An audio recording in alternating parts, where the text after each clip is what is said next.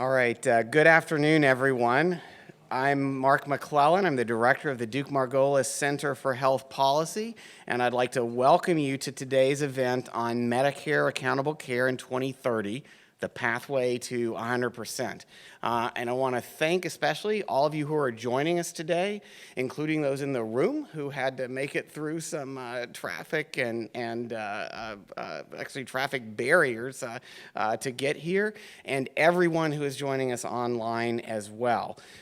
This event is a timely opportunity for some discussion of recent developments and challenges and opportunities going forward for the CMS vision for accountable care for the future, a commitment to coordinated, affordable care that meets the needs of each person in the Medicare program.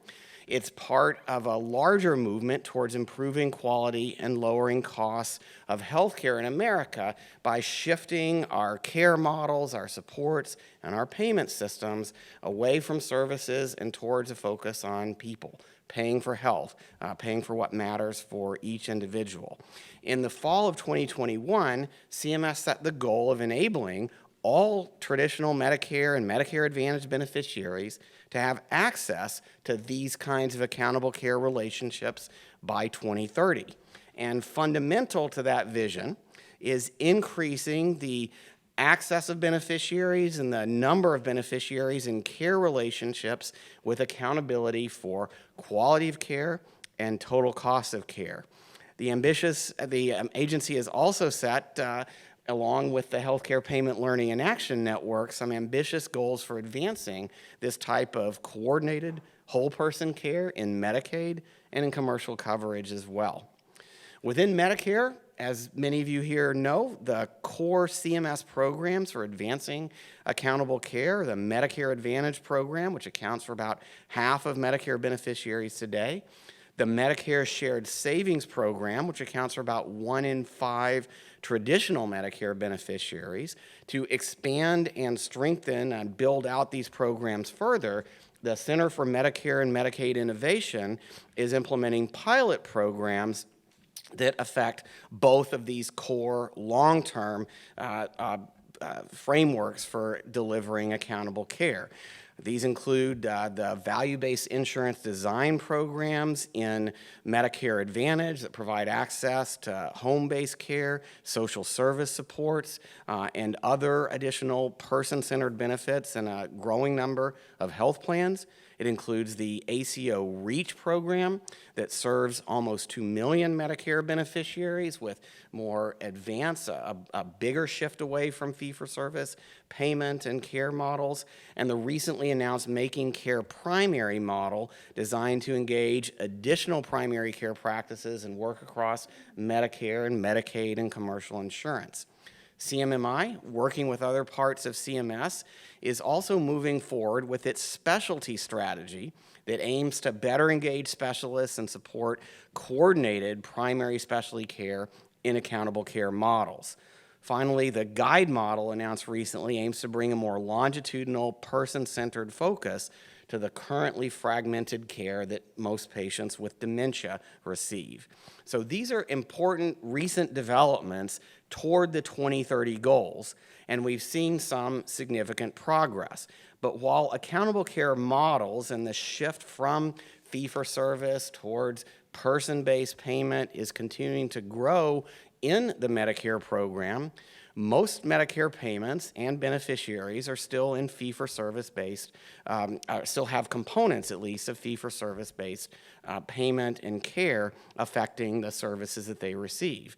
And while healthcare spending growth in Medicare has slowed significantly over the past decade in conjunction with the expansion of accountable care models, there are important questions about whether the reforms implemented to date can be strengthened and built out more effectively with the goal of improving care and reducing costs for Medicare's diverse population and the diverse set of providers that serve these beneficiaries all across the country. Today, thanks to our partnership with West Health, the Duke-Margolis Center is bringing people together around these topics. Just to introduce some of our work briefly, we have a number of West Health-supported initiatives in key areas related to accelerating implementation of accountable care models. We're collaborating with a range of stakeholders, including many of you in this room, on steps to update the risk adjustment models that are fundamentally important to determining the impact and costs of non-fee-for-service-based payment approaches, including in Medicare Advantage and including in the advanced alternative payment models, the Shared Savings Program and REACH, and traditional Medicare. The goal of these steps is to align Medicare's risk adjustment incentives with the progress that's happened in recent years towards a more sophisticated, much more sophisticated data infrastructure for identifying patient risks and helping to deliver appropriate, high-quality care to those individuals through more timely, accurate, reliable data that's less burdensome for physicians to collect by matching up what's used in clinical care with what's used for determining Medicare payment and performance measurement policies. The goal is to advance that secure data infrastructure that is so critical to identifying opportunities to prevent complications and to do so while reducing the burden on providers and payers. Our West Health partnership has also supported the development of innovative payment models for engaging specialists in accountable care relationships. The specialty coalition work aims to advance the longitudinal management of chronic conditions by specialists and included, again, with some participants that you'll hear from today, responses to the CMS call for information and input from the public on how to move forward with its specialty care strategy. And further work with a range of healthcare organizations, providers, and collaborating data analytics groups like CareJourney is part of our ongoing efforts to help advance these alternative payment models that include and incorporate specialists effectively in the move to accountable care. Related to all of these important ongoing challenges and opportunities to advance innovative and coordinated care, we have a number of speakers joining us today. For those of you who haven't been watching the news, it's been an interesting few days in Washington, to say the least. So that has affected our participants for today. Our plan was to kick off with a conversation with Dr. Larry Bucshon, who has the distinction of being the U.S. representative from Indiana on the House Energy and Commerce Committee, the deputy chair of the subcommittee on health, and an active leader in legislation relating to advancing value and reducing burden and improving the performance of Medicare's payment systems and other programs. Unfortunately, Larry is not able to join us today due to some very urgent business on the House floor right now. He sends his regrets. He'll, I'm sure, continue to be an important partner in our efforts. So instead of hearing from him, we're going to move next to the next item on the agenda, which aims to explore the role of the private sector in achieving the Medicare 2030 goals, where private investment has turned out to be really important. Private partnerships with both for-profit and nonprofit organizations have always been a part of Medicare, but their role is changing with this shift from fee-for-service towards accountable care. After that panel, we're going to hear more about the uptake and impact of Medicare's expanded accountable care models and these further steps, first for primary care practices, and then a panel on the path forward for specialists and specialty care as a part of comprehensive accountable care. Finally, after those sessions, we're going to be joined by Mina Seshamani and Liz Fowler virtually on their latest strategies and collaborations for reforming Medicare to better serve the elderly populations and the complex beneficiaries that are part of that program.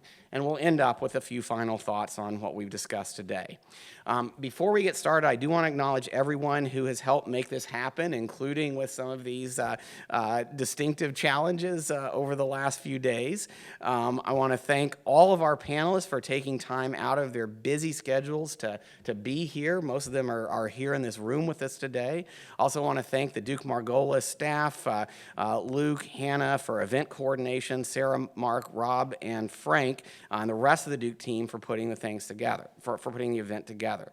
And then finally, and very importantly, a special thanks to the West Health Foundation, its president, Timothy Lash, and its CEO, Shelley Lyford, for a long-term vision and commitment to improving care for people who need the most assistance, our older population, those who are facing special health challenges. And I'd like to turn now to Shelley Lyford for a few opening comments to help kick us off. Shelley, thanks so much for being here.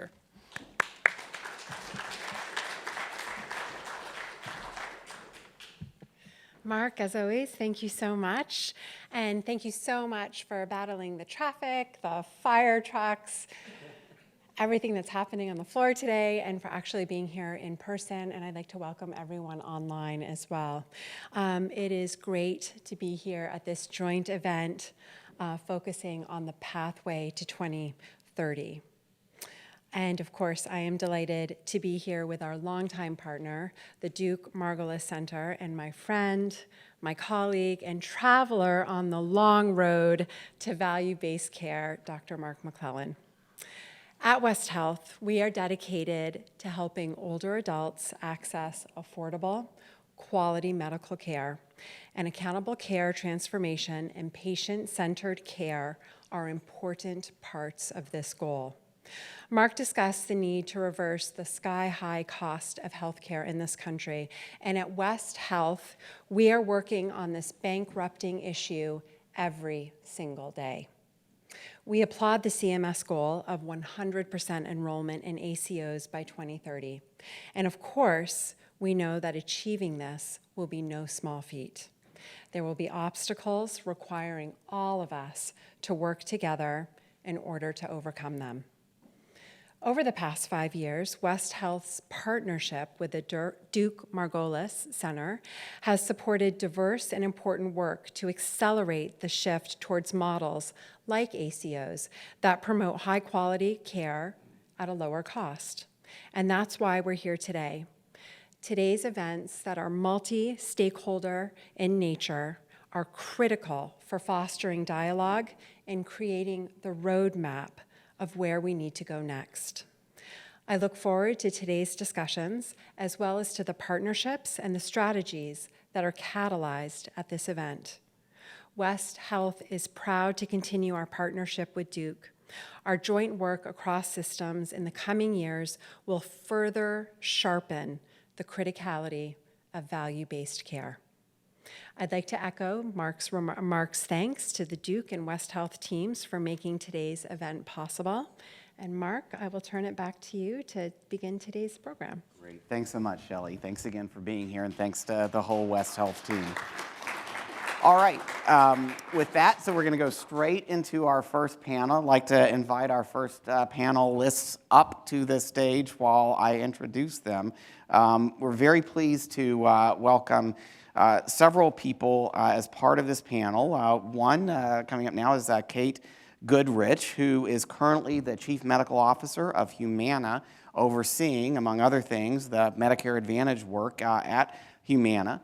Kate has some extensive former experience in the federal government at CMS, where she was the director of the Center for Clinical Standards and Quality and the CMS Chief Medical Officer before her current role at Humana. Also, I'm very pleased to welcome Lindsay Jubel, who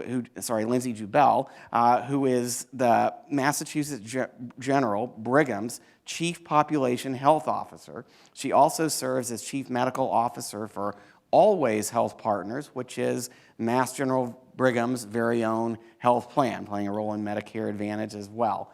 And then we are being joined virtually today, and he may not be quite on yet with the adjustments in schedule, by Adam Bowler, who's CEO of Rubicon Founders. Adam also has extensive experience in healthcare reform, health transformation, in both the public and private sectors. He was formerly the director of CMMI. He's also served as senior advisor for value-based transformation to then Secretary Alex Azar at HHS. And he will be part of this panel as soon as we can get him connected. But in the meantime, I'd like to start off with our participants in the room and ask Kate and Lindsay to spend maybe a couple of minutes introducing themselves and what they see within your role as some of the important challenges and opportunities that you're trying to address to help achieve this very important CMS goal. Yeah, absolutely. Can you guys hear me okay? Are you on? Yeah. That seems better now. Well, thanks for inviting me. It's really nice to be here. This is my favorite topic. I'm really excited to talk about it. We are all in on the CMS goals for 2030, very excited about them. We are primarily a Medicare Advantage-oriented company. The vast majority of our book of business is Medicare Advantage. We also have a growing Medicaid business, and of course, we're one of the TRICARE contractors. Okay. Okay, is that better? Can you guys hear me? Oh, my goodness. There we go. that is definitely on. That is on. And Katie, if you don't mind backing up just briefly for all the people with us online. So super excited about the CMS goals. It's right up our alley. We are a Medicare Advantage-oriented company. The vast majority of our book of business is Medicare Advantage. We also have a growing Medicaid business. We're now in 7 states. And of course, we're one of the TRICARE contractors as well. So we have been all in on accountable care / value-based care for a very long time. And it is really one of our primary strategies at Humana to get more and more of our primary care providers, where we've been focused primarily, but to get more and more of our beneficiaries attributed to value-based providers over time. We now have about 70% of our primary care providers in value-based arrangements of one sort or another. We have a continuum of value-based care, everything from quality bonuses, which I'm not sure that's really value-based care if it's just a quality bonus, but all the way through full risk. And we set strategic goals inside the company to increase those numbers every year. And in fact, we have an increasing number of primary care physicians in our PPO products, which we have some goals set around that as well. So it's been a really important journey for us. So you all know us as Humana Insurance. We also have a care delivery arm called CenterWell. And we have a number of senior-focused primary care clinics across the country that are, in fact, just senior-focused. And the majority of them are in full-risk primary care. And one of the reasons that we are all in on this is because we firmly believe, and we have data to show, that the biggest lever that you can use to drive improved outcomes for seniors in particular is by getting them into a value-based contracted primary care physician. So I want to tell you a little bit about what we do to try to get our physicians more and more along that spectrum of value-based care or into value-based care contracts in the first place. We provide a ton of support to primary care physicians to get them into value-based contracts and then support them when they're there. So I'll give you just a couple of examples. First of all, we hold monthly joint operating committee meetings with our value-based care providers to really go over data, whether that financial data, utilization data, quality data, population health level data, drilled down in a variety of different ways with our practices every single month to strategize with them on how they can improve, how we can improve with them, and what they need from us to support them in being able to deliver this very important type of care. And the second thing we do is the data. So we have a tool that we've created where we share data at the point of care with our contracted value-based primary care physicians so that they have a constant understanding of how they're doing and performing in taking care of their Humana members. We are constantly looking for new ways to provide data to make sure that they had the analytics and insights that they need. We're even thinking about how we can do better predictive modeling with them so that that can really support them in helping their patients who may be, for example, on the CKD, chronic kidney disease trajectory. How are we going to understand which patients are more likely to progress and end up on dialysis so that we can sort of try to head that off? So those are just a couple of examples of the very intensive support that we try to give our physicians, because we believe so strongly that this is actually how we keep our members healthier. Great, thanks for a lot to expand on there, and I'm looking forward to getting back to that. Lindsay, maybe you could talk a little bit about what's going on at Mass General Brigham. You bet, and Mark, thanks so much for having me. Very excited to be here. So Mass General Brigham is a combined delivery system and health plan in the greater Boston area. And we've owned our health plan now for almost a decade, but it has always been somewhat of an afterthought. We've predominantly been a quaternary hospital-based referral center for the country, one of the leading hospital centers in the country and in the world, and have gotten many questions over the years from our board and our leadership about why we purchased a health plan. The health plan that we purchased a number of years ago was a Medicaid plan that we then converted over to caring for our own employees and then took on a number of other commercial accounts. We also serve now as a Medicaid MCO, ACO, where we have about 140,000 Medicaid members. And then we just launched our Medicare Advantage plan this year, and we've just crossed the 1,000-member mark, looking forward to getting to 3,000 members next year. So for many years, we got this question, why do we own a health plan? And coming out of the pandemic, our organization went through the toughest financial time that it ever has been in its history.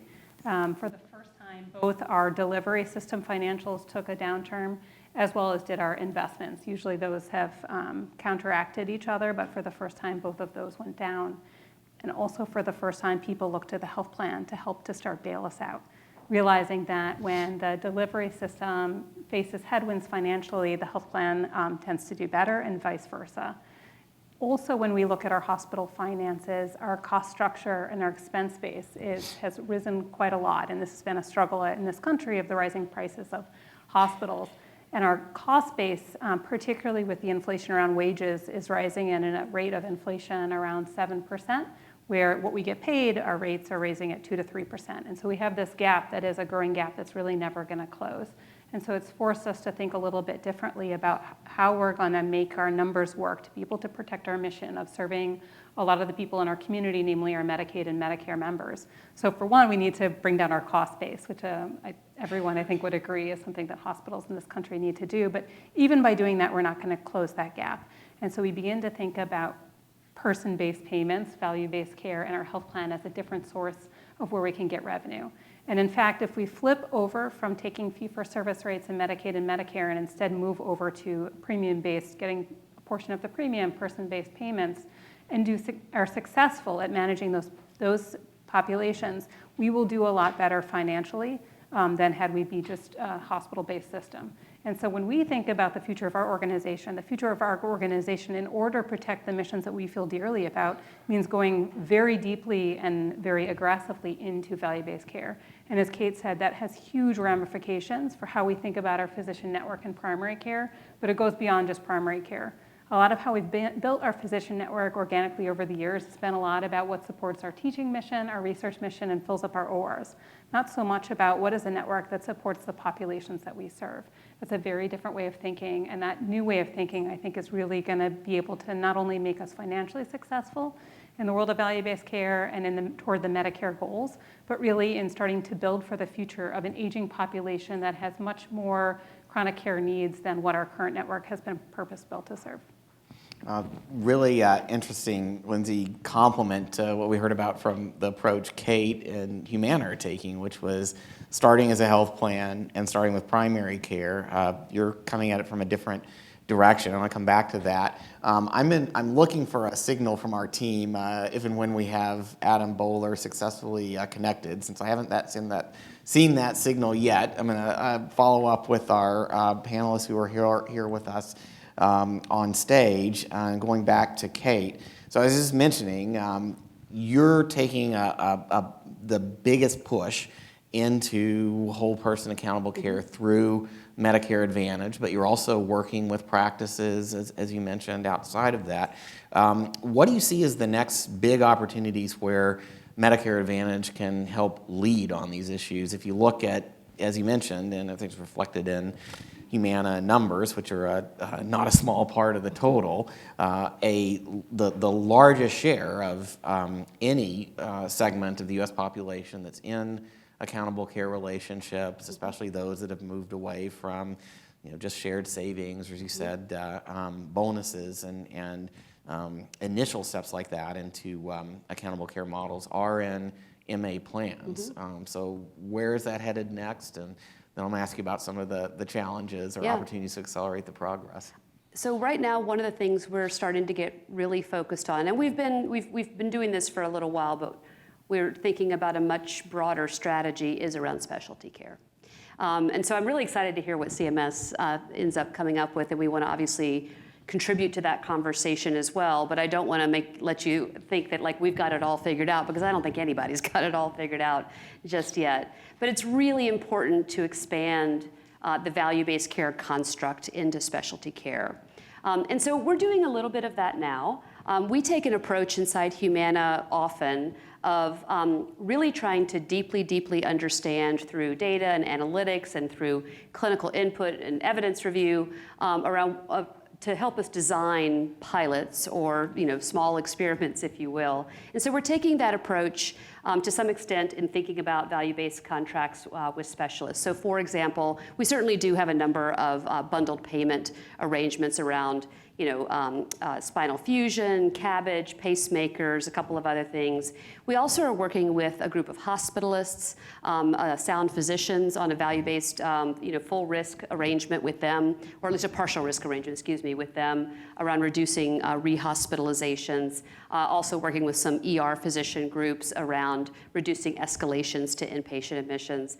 But we recognize that it's actually really challenging to think about how you bring together primary care and specialty care through value-based arrangements that can work together and complement one another. And so that's what we're focused on, trying to work with CMS, understand best practices, and really figure out. That's going to be, I think, a big part of our strategy over the next couple of years, is to really think about how we can bring those two things together. I think it's a big challenge, but I think it's one that we absolutely must take on, and I know we're not alone in that. So excited to partner with CMS and whoever else to help us think through that. Yeah, you're definitely not alone, both in facing the challenges and trying to come up with creative solutions for it, which actually makes for a good time to introduce Adam Bowler, who, Adam, I hope you can hear us. It's great to see you. I'm sorry you're missing all the excitement in Washington over these last few days, and thanks for rolling with us as we adjusted the timing of the panel a little bit. I already introduced your distinguished background on both the public and private side. Maybe, Adam, as opening comments from you, we've just been talking about some of the challenges around integrating specialty care into more advanced, accountable, whole person, coordinated care models. Maybe you could talk a little bit about some of the things you're doing now in the private sector to help address those and other challenges with this transition to 100% of Medicare beneficiaries in accountable care relationships. By the way, I should say that goal originated in CMS in Adam's era as CMMI director, the push to 100%. I think the date's gotten pushed back a little bit, Adam, but it's been a consistent goal across the last couple of administrations. I think the nice thing is it emphasizes the bipartisan nature of value-based care in that consistency. And like I said, I appreciate Liz and what she's doing in the group there.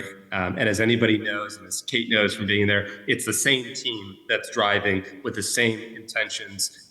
Because again, it emphasizes that they're not, lowering costs, improving quality for patients is not a Republican or Democratic initiative, it's an American one, and that's a nice thing to share. Doesn't always happen from a bipartisan perspective. Sometimes things do come together, as they did recently, actually, as you're referring to. So it's nice when it does, and I always like to recognize it. I think that, a couple thoughts relative to specialty care, because it is true as an investment firm, it is a core thesis area for us. And I like to think about value-based care sort of in maybe in waves or in successive generations. And I think the first generation of value-based care is maybe Medicare-related clinic-based value-based care. You've seen how that's developed over time and how that looks. I believe that next generation is specialty specific. And then I'll give a third generation to other areas like Medicaid and commercial. And so when I think about us as an investment firm and what we do, we have investments in what I would say all three areas from that perspective in what we do. I would assume, and Kate, first of all, it's good to see you, Kate. I'm sorry I'm not there in person. I give you a hug. One of the things you were saying, Kate, and one of the things I appreciated is the way you're thinking about value-based care from a Humana perspective. You mentioned a lot of physician-driven organizations. And one thing I think that Kate and I and others probably share is a belief that people closest to patients are those that can greatly impact things in positive. And so one of the interesting things, and if you look at where we've made investments, oftentimes there are areas where we can back very large physician groups that are really interested in transforming value-based care.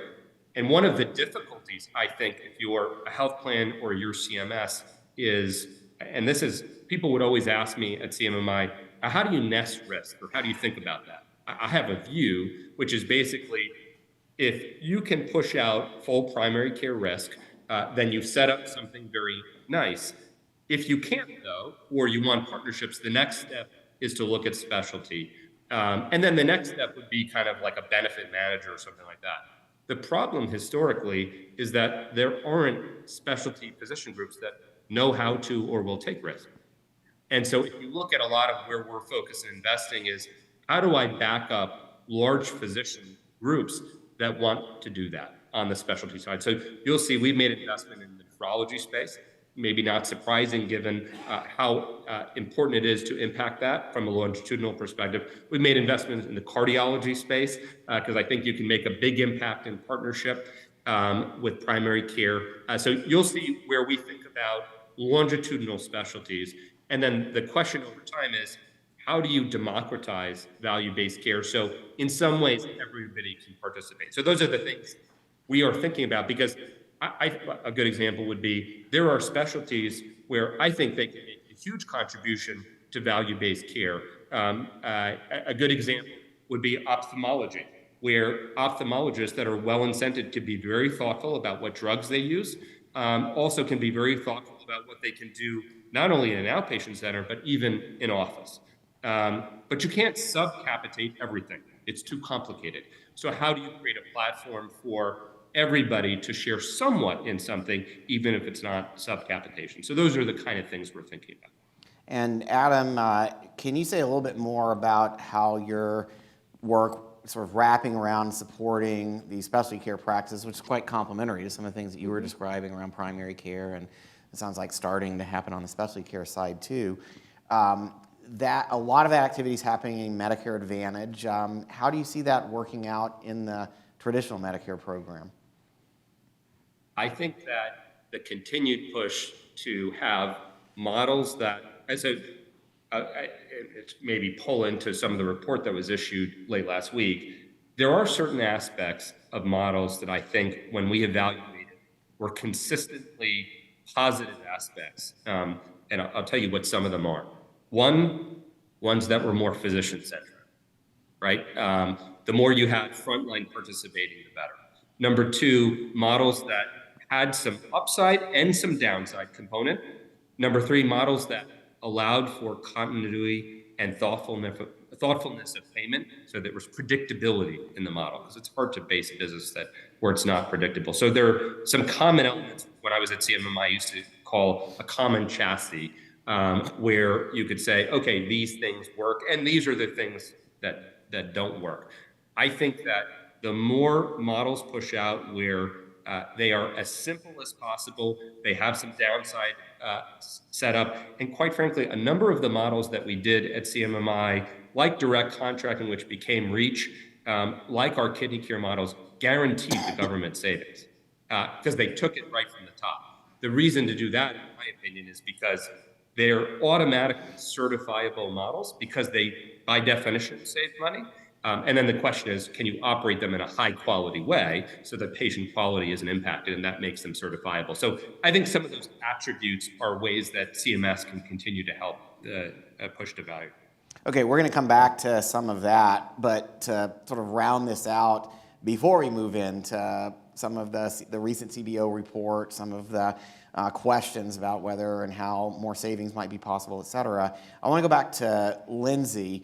So you've heard about the primary care push. You've heard about working with specialty groups. By the way, I'm not sure how many of those that Adam described are affiliated with major academic centers like Mass General Brigham. You're in kind of a different spot in terms of coming at this.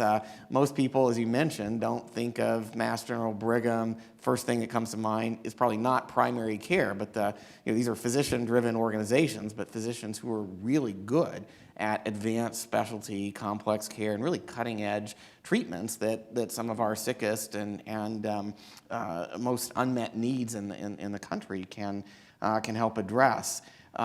And many hospitals, and you mentioned this too, are in kind of a tough financial place right now, heading out of the pandemic and price increases and supply issues. I'd say 80% plus are facing losses. I'm not singling you out. And for many of those hospitals, I think the reaction has been, well, these are great steps to try to undertake, but we don't have the capacity to make this kind of investment now. We're just trying to, get through making ends meet, staffing appropriately. I get that the plan is helping Mass General Brigham manage this, but how do you see that unfolding? And any advice for other hospitals that are looking at accountable care and seeing like, well, that's maybe a place we'd like to go, but man, it's challenging right now. Yeah, this is a great question. And I think obviously hospitals are all in different situations, but anyone who is struggling financially, most hospitals have a cost base that is just too big. And certainly academic medical centers, almost all suffer from that. And so we're all struggling to figure out how to lower our cost base, but supply costs for labor are not going to dramatically decrease. Like there is a labor shortage, not just in our country, but across the globe that is only going to worsen, particularly with a demographic that continues to age in our country and in many countries across the world. And so I don't see this cost problem going away. And in addition to that, with the aging demographic, we're going to see in that demographic more admissions to the hospital. And when you look at what some of those admissions are, a lot of those are medical admissions for which many hospitals actually don't make money on. And so they take up beds that could have been managed in the outpatient setting that hospitals often lose money on. And so if it's not a problem for a hospital today, it's just a matter of timing. It's a when is that going to be a problem for you? We are facing that right now, but I suspect hospitals across the country, unless you're a specialty hospital, are going to be facing this challenge of an increasing aging demographic that's using them, coming in for a lot of admissions that could have been managed in an outpatient setting if they had a different network that are not bringing financial value to their facilities. And so my advice would be you need to start paying attention to this, because if not today, it's coming. And I think the path to get there is that a lot of our physicians only know fee-for-service. I think particularly on the East Coast and the West Coast, we have so many hyper-specialized trained physicians that this is scary for them. It disrupts what they know, how they've made money. But I also get a lot of inquiries from our specialists that see the future and want something different. So I was talking to one of the boards of one of our hospitals yesterday, and one of the cardiologists that is on the board came up to me afterwards and said, gosh, I'm a cardiologist, and I'm overwhelmed with the number of people that are coming into me for things that really I don't need to see, that an NP could see, a pharmacist could see, probably doesn't even, the patient could self-manage. And I have too much demand on me. This is not so much about, he said, it's not so much about me optimizing my finances, it's just me more feeling like there's more people that need to be served, and how are we ever going to serve them? And I feel like he said, some of these models you're talking about for primary care, we really need to think about for cardiology, and I would love to think about them.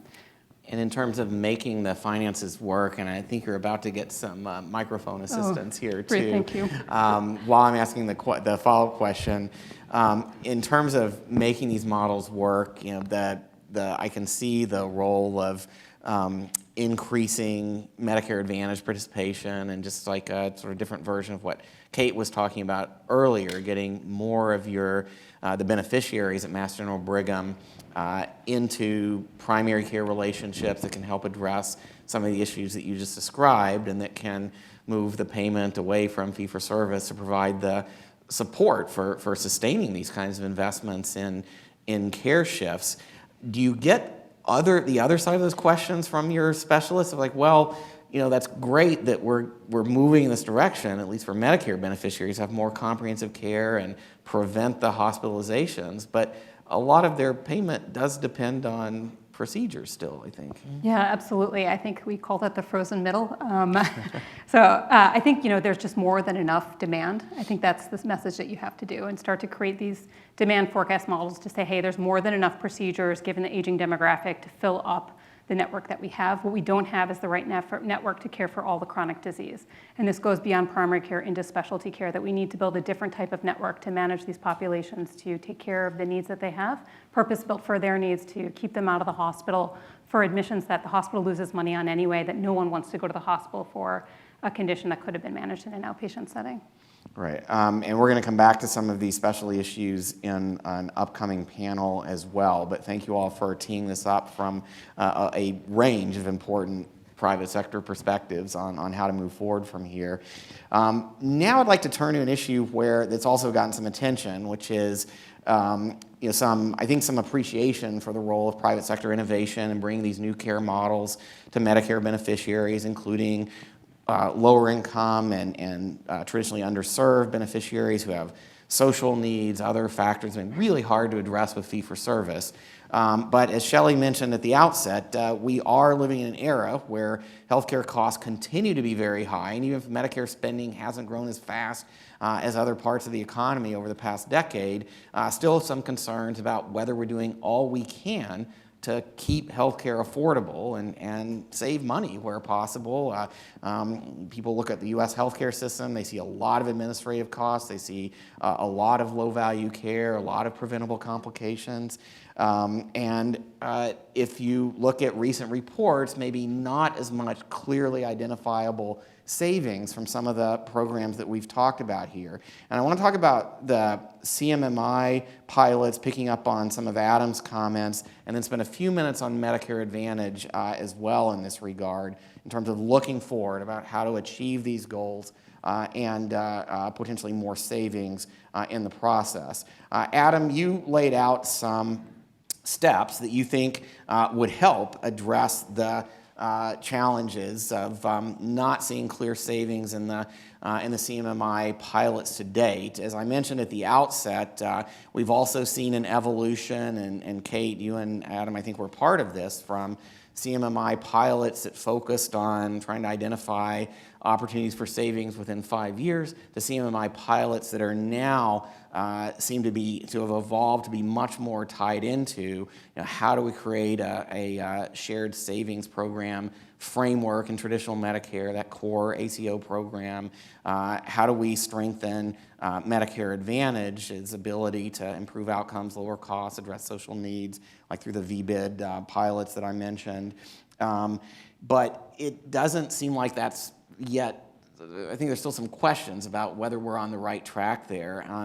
Kate, anything you'd like to add to Adam's comments about what might make for a more effective CMMI, or are we already there, just maybe not measuring it the right way?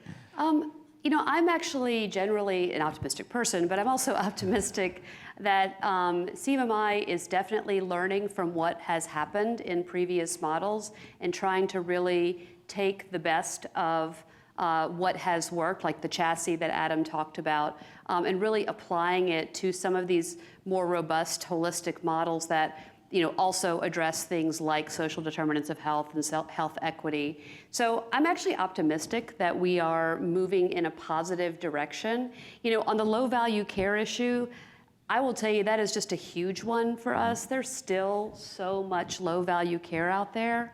And while, traditionally a plan like ours, if you're a commercial plan as well, your approach to that is things like prior authorization, which is, nobody loves. But I think we actually have some evidence that, a really strong value-based care arrangement, with taking on total cost of care can really have an impact on that. So I think we have to understand how we can further strengthen and spread those types of arrangements that really give, frankly, I'm just going to talk about it from a clinician's perspective. For our clinicians who are in full risk value-based care arrangements, they have more time with patients, they can see their patients more frequently, they refer a lot less. Specialty referrals have gone up dramatically. If we just look at our claims in the last 10 years. Gone down. Right. No, specialty referrals, referrals, okay. have gone up. So our members are seeing more and more specialists over the last 10 years. It's gone up by 50, 80%, really, I don't know the exact number, really high. And my belief is that a lot of that, I'm sure not the only reason, but some of it is because of our broken primary care system, where primary care physicians do not have the time to fully, understand the problem and work it up, and it's just easier to refer. What we see with our primary care providers that are in full risk value-based care arrangements, and also some that are in partial risk, is that because they are able to spend more time with their patients, because their financial incentives are directly aligned to better outcomes and controlling total cost of care, is that we see far fewer referrals, far less low-value care on multiple metrics of low-value care that are very well validated. It's not maybe a direct answer to your question, but I'm at least optimistic that we're beginning to find some solutions that we need to further fine-tune and spread. And one example of that, and Anna, I'll come back to you, is you talked about sort of these key basic principles. So if I'm paraphrasing, accountability for total cost of care, starting with strong and enabled primary care practices, building on these specially aligned payment reforms in conjunction with that. But you also emphasize some, as you said, downside risk, or that means, in other words, moving further away from fee-for-service, more person-based payments, and some built-in savings. I guess the one other thing that I thought you would have added to that list was the challenges of getting savings in voluntary models, where even if CMS does its best to try to design the benchmarks in a way that's, I think, would guarantee or assure some savings, there have been a few cases in some of the especially episode payment models, for example, where the evaluation suggested, well, the incentives did help lead to better, more efficient specialty care, but at the same time, bigger benchmark-based payments that may have been for the organizations that selected in higher payments than they would have received if they had stayed in fee-for-service. And I think CMS has struggled a bit with that in the last couple of years of the BPCIA model. Is anything that you think would potentially help with that issue too, since it goes to moving more to downside risk, goes to moving maybe more away, further away from voluntary programs? Any thoughts about addressing some of those CBO-related concerns? So a couple thoughts. I mean, very specific to the specialty side of things. So let me lay out two things. One is I'm generally supportive of mandatory model tests. If it will save the government money, and it can result in high quality for patients, right? So it ends up being honestly more of a political will question, one way or the other, quite frankly, on the mandatory side, which means that people that get their payments cut don't like mandatory models. And so you saw it on the radiation oncology side. Shockingly, some radiation oncologists did not like their payment cut. So there is a question over political will. I do think if the political will is there, it can be effective, and I would recommend them in many cases. The second thing I'd say is it is really important in designing models to really think through behavior and what's going to happen. And so I think one of the issues in BPCI initially as it started is, in general, if you offer things on a voluntary basis and allow people to pick and choose, again, I would always make the assumption that the system is going to optimize for where they can financially do well. And so, that the system creates exactly what it is intended to, one way or the other. So I would say mandatory or not mandatory. Mandatory, by the way, eliminates all of those issues. It's very clean. There are also ways to structure models where people can't participate in little pieces, et cetera, based on optimizing. So there may be some structuring ways, mandatory or not mandatory. The other thing I would just note, relative to the setup and monitoring, and this is sort of my view also, what is the intent one way or the other? I do think in the beginning of CMMI, I could give up, to be clear, I will take the report on the first 10 years at face value, which is that there wasn't overall savings. There's probably two thoughts I have on a relative basis there. Number one is, how do we ensure the next 10 years clearly are? And then the second thing, to be charitable, on the beginning of CMMI, I don't think it's crazy to have an approach of let a million flowers bloom. And so I will tell you, I'm not always sure the intent in the first 10 years of what CMMI was doing was savings. I think a lot of it was enticing participation and getting things going, et cetera. And so, which I don't think that's a bad, to be understanding about that period of time, there was no such thing as an ACO before. And so you learn, and obviously these things take a while to learn from because the feedback is not always immediate. So my main recommendations is, let's make sure the next 10 years clearly save money. There's ways to design models where that's set up the right way, whether they're mandatory or voluntary. And then the only other thing I'd recommend we think about in an analysis is there's what the very direct savings or not savings are associated with CMMI. It does also catalyze a lot of private market too because of its strength. And so one way to think about it, if we're actually thinking about American costs one way or the other, is to think about what CMMI does, but also the influence of what CMMI does in furthering, for example, where Kate works at Humana or others, or what they do or are able to do because of the purchasing power of CMMI. So it's one other consideration one would think of. I haven't done that analysis, but it would be one that I think is worthwhile looking at too.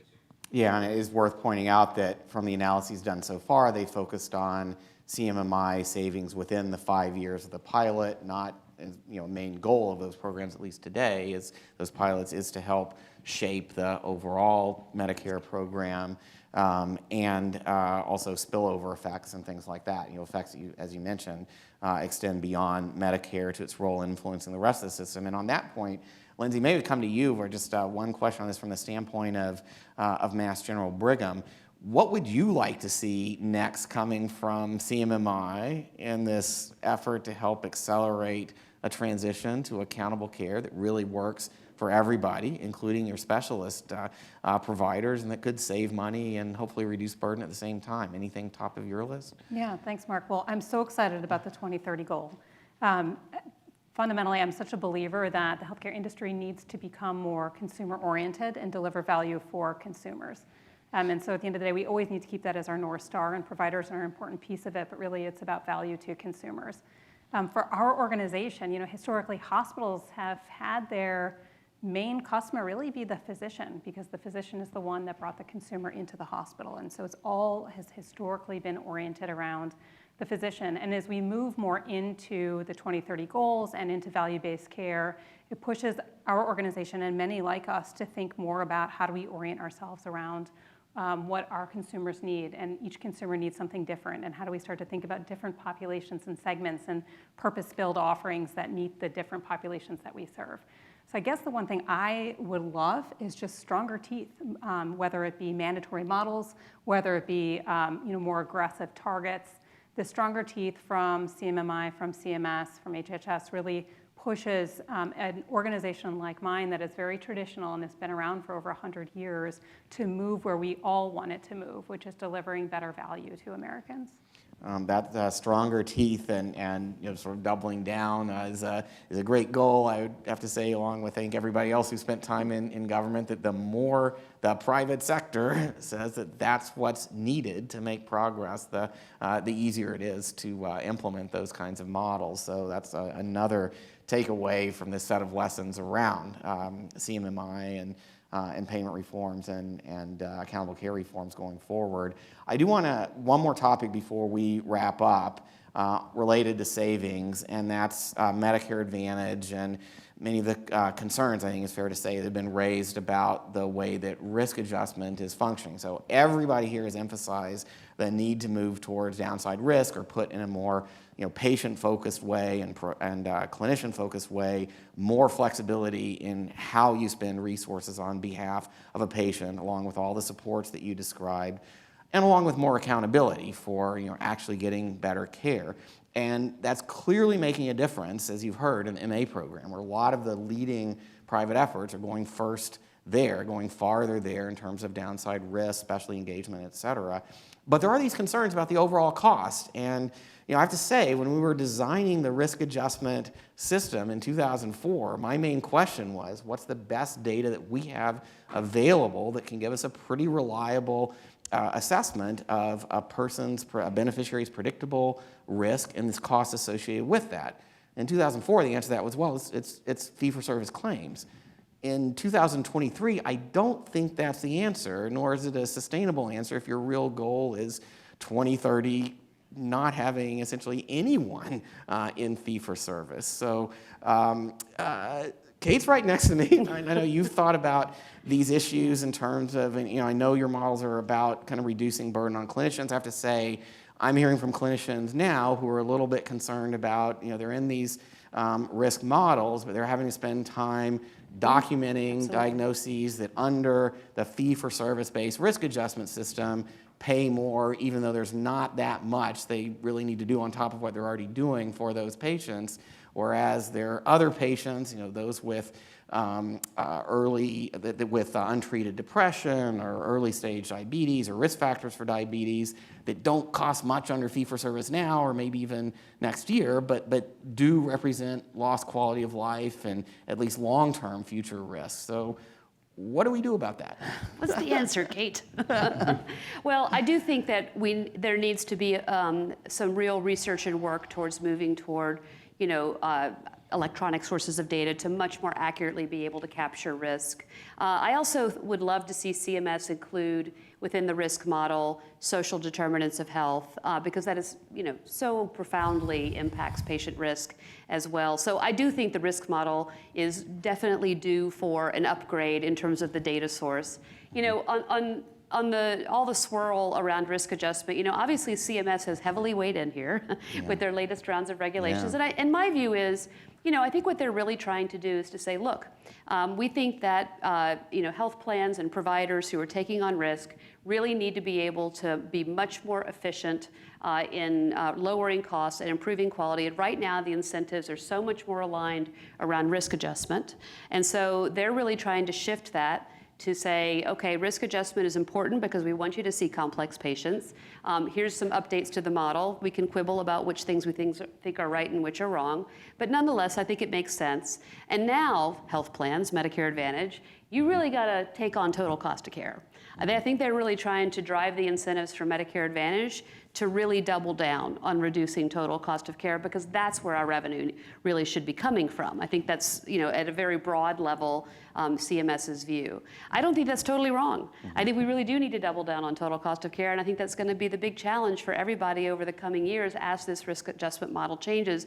But I think that CMS is really trying to drive that behavior change on where we focus as a plan. Now, but I also think that risk adjustment is still really important, because you still want plans like us to actually go after the patients who are more complex, who have more social needs. And so you've got to be able to have the data right to do that. So I think, again, we would love to be part of that conversation and partner and test things out to get to much more reliable, accurate data. Yeah, certainly important direction for next steps. And as you said, CMS definitely got the health plan's attention with the changes in the risk adjustment model that are being phased in now. Adam, thoughts on this? I think I have a lot of thoughts on risk adjustment, one or the other. I think that there are ways to correct for risk adjustment in a very thoughtful way that keep the incentive on serving underserved folks. So that's I'm going to shorten what is a very long and technical and complicated answer to orient toward that. And I think there are multiple routes to do that, because the nice thing, well, I think a lot of people agree on the problem, and then it's just how to solve it in a very specific way. Yeah, and sounds like a good area for further work. Lindsay, are risk adjustment reforms, are they affecting the way that Mass General Brigham is thinking about Medicare Advantage and how to manage these issues of looking at total cost of care, as Kate was just emphasizing, but also trying to keep up the momentum in MA driving population-based care reforms? Yeah, I think for good or for worse, as a nonprofit, we've lagged behind some of the for-profits in terms of our coding abilities. And so to some degree, this will help us level the playing field a bit, but I agree with Kate. I think the push by CMS to focus more on total cost of care is where we all need to go, both on the payer side and the provider side. We have not figured out how to crack that nut, and that's where we all need to focus. All right, well, I appreciate the panel's insights on all of these issues with what is this public-private partnership to try to drive towards accountable care, coordinated, high-quality care for every Medicare beneficiary, and as you all emphasize, with huge implications for the rest of our healthcare system. I think we may have to have you back to talk about this collaborative effort to really address the risk adjustment problems. And I promise we'll get Adam back with more time to go through his technical solutions to all of this. But for now, I want to thank all of you for joining us and kicking off a really interesting and timely discussion about the future of Medicare and the goal of 100%. Thank you all very much. Thanks, guys. And with that, I'd like to turn the panel, or turn the stage over to Rob Saunders and the panelists for our next session that he'll be introducing right now, dealing with accelerating participation in advanced primary care models. Rob, thanks very much. Thanks, Mark, and I'll call the panelists up to the stage. And while we all get settled here, the focus of this panel is taking what we've talked about for the last about half hour, 45 minutes or so, and now talking about primary care. And the reason we're talking about primary care is not just about payment. What we really are trying to think through is how do we create a well-functioning primary care system. We know there's a lot of challenges right now in the primary care world. There's a lot of burnout, especially among our primary care clinicians. There's been many folks who have left the healthcare world entirely. There's access issues. And so what we were trying to think through is what are some of the ways that these types of payment reforms can help improve the primary care world overall. And that's the big picture goal, I think, that we're starting from. And then we're going to talk through what are some of those primary care payment reform initiatives and how are they working and what does this look like on the ground and how are we making sure that they work for everyone and we're not just serving some people with high quality primary care, but everyone, regardless of income, regardless of social demographic characteristics, is able to access high quality primary care. And so I'm excited to have three folks on the stage to really dive into this topic today. I'm going to not even remotely do justice with their bios and their introductions, but just to give a quick summary here. So Vicki DeGennaro, you're joining us, really focusing on what you've been able to do on primary care and specific organizations here. And you are coming at us from organizations that have been involved in the Medicare Shared Savings Program and other types of accountable care organizations for quite some time in your leadership role at Pioneer Physicians Network. Next to her is Judy Zerzenthal. Judy is coming all the way from Washington State, where I understand it is already winter and there is rain coming down. And she has a leadership role as the Chief Medical Officer for the Washington State Healthcare Authority. Also is co-chairs the Executive Forum of the Healthcare Payment Learning and Action Network. So bringing together that public-private sector that we were just talking about. And then last but certainly not least is Christina Severin, who's joining us from C3 Community Care Cooperative that is really taking together a group of safety net clinicians and bringing them together to succeed under primary care payment reforms. And before that was with Beth Israel Deaconess Care Organization and Network Health in executive leadership roles. So we're going to start off with a few quick comments from each of the panelists, and then we'll get to it with the discussion. And Judy, I think we said we're going to start off with you. And part of the reason we're starting off with you is that Washington State is doing some interesting things with Making Care Primary, CMMI, Centers for Medicare and Medicaid Innovations, new primary care initiative, and wanted to get your sense of how you're seeing that type of model, and maybe more broadly, what are you seeing from a state level and the issues with primary care payment reforms? Yes, great, Rob, thanks. So I'm with the Washington State Healthcare Authority. We provide coverage for Medicaid, for public employees, teachers, and retirees. So it's really the whole shebang, which is pretty fun. And we have been working on primary care since about 2019 with a multi-payer table. So most, but not all, of the payers in Washington State, and also a table of clinicians and health systems. And over the course of a few years, because COVID slowed us down, we developed a primary care model that is remarkably similar to the CMMI Making Care Primary.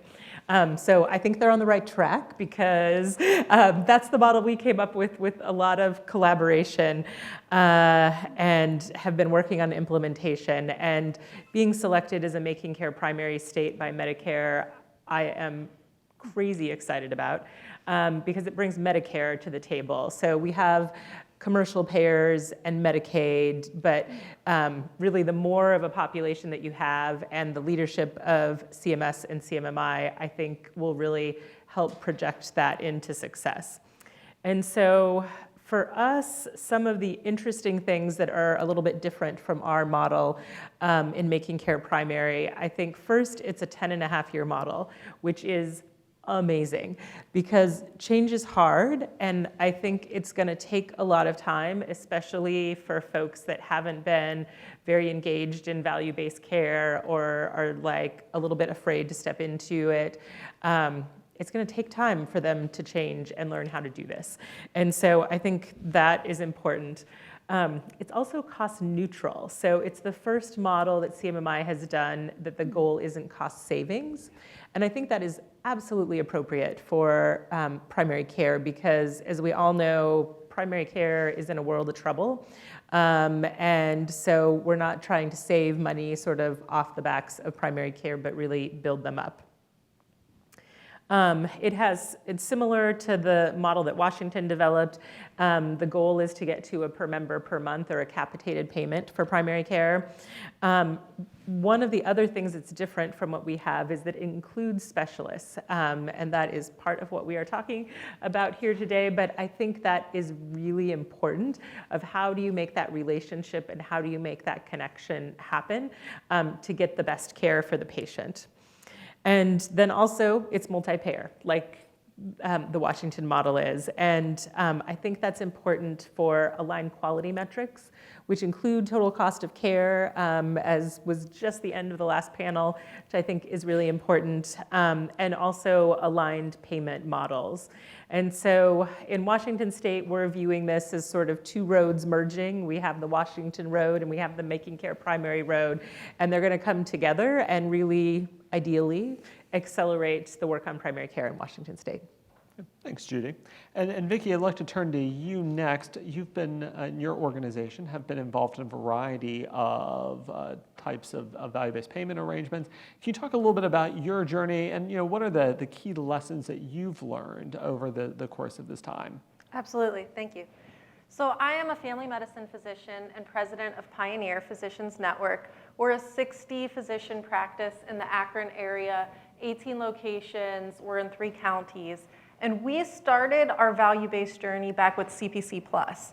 And then in 2019, we partnered with Agilon Health to go into full risk contracting for our entire Medicare Advantage population.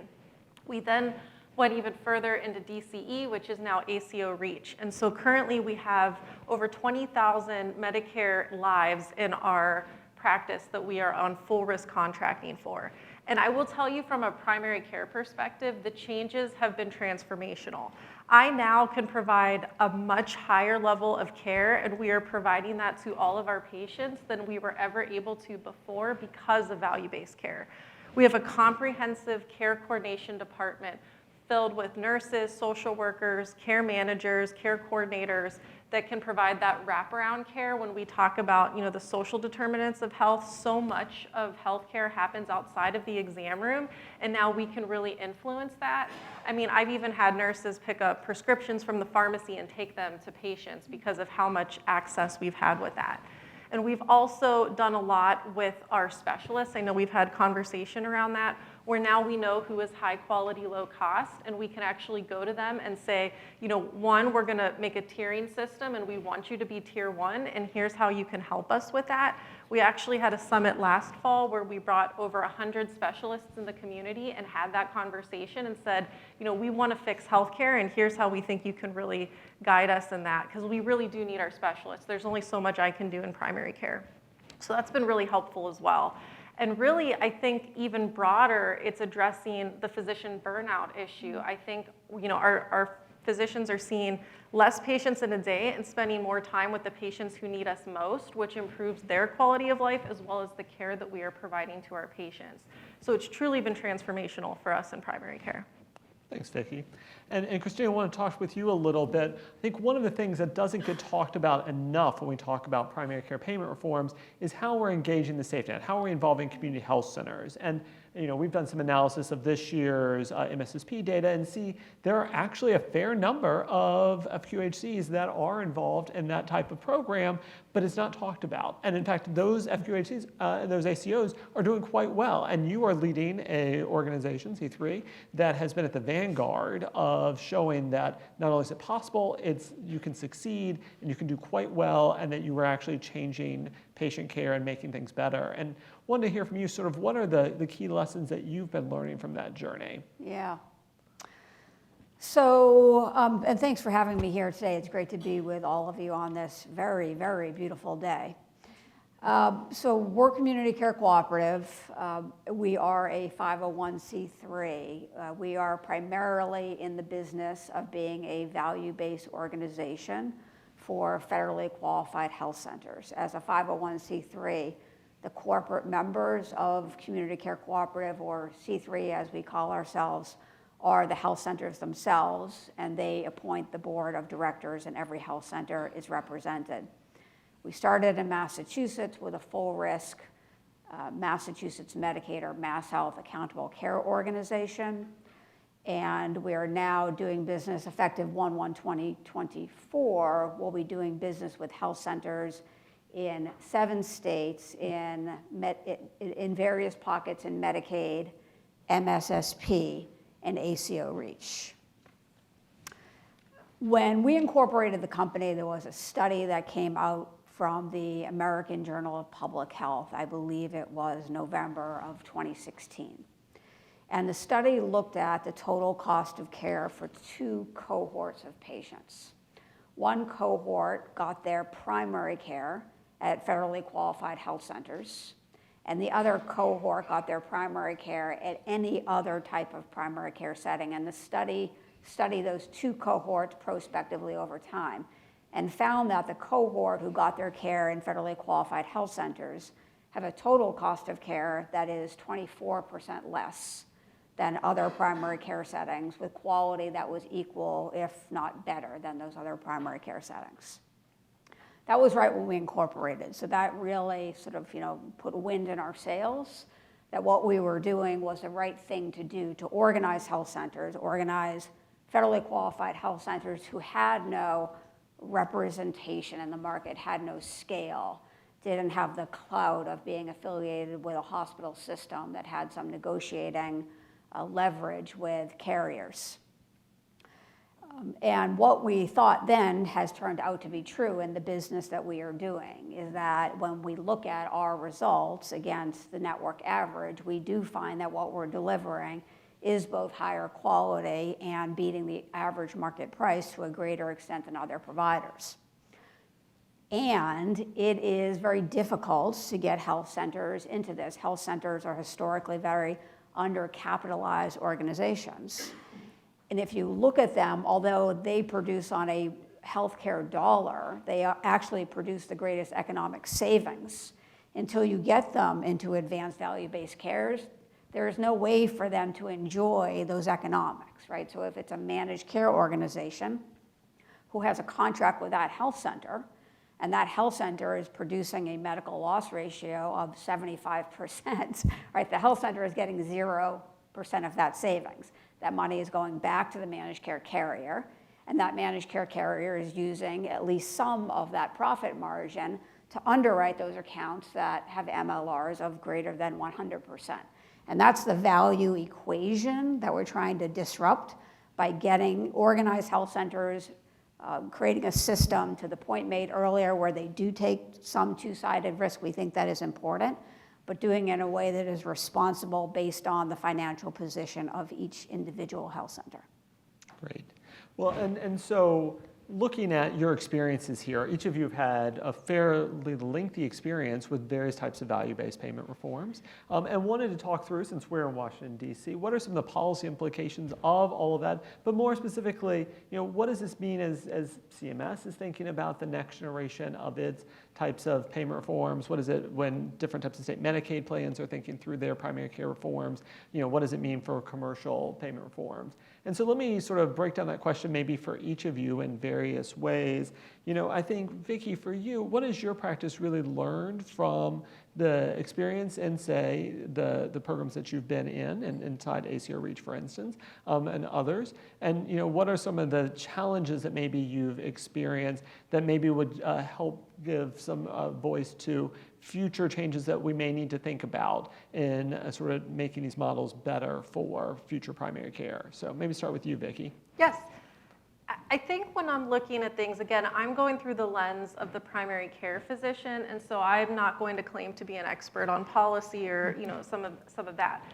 At the end of the day, though, truly the way we are going to fix the healthcare system in the United States, because we all know it's not sustainable as it is, I firmly believe it is through value-based care, and I think we've proven that time and again with the success we've had. I mean, we have not just within, again, the patient benefits, but I just saw a report that I think there's a 38,000 primary care physician shortage projected in the next several years.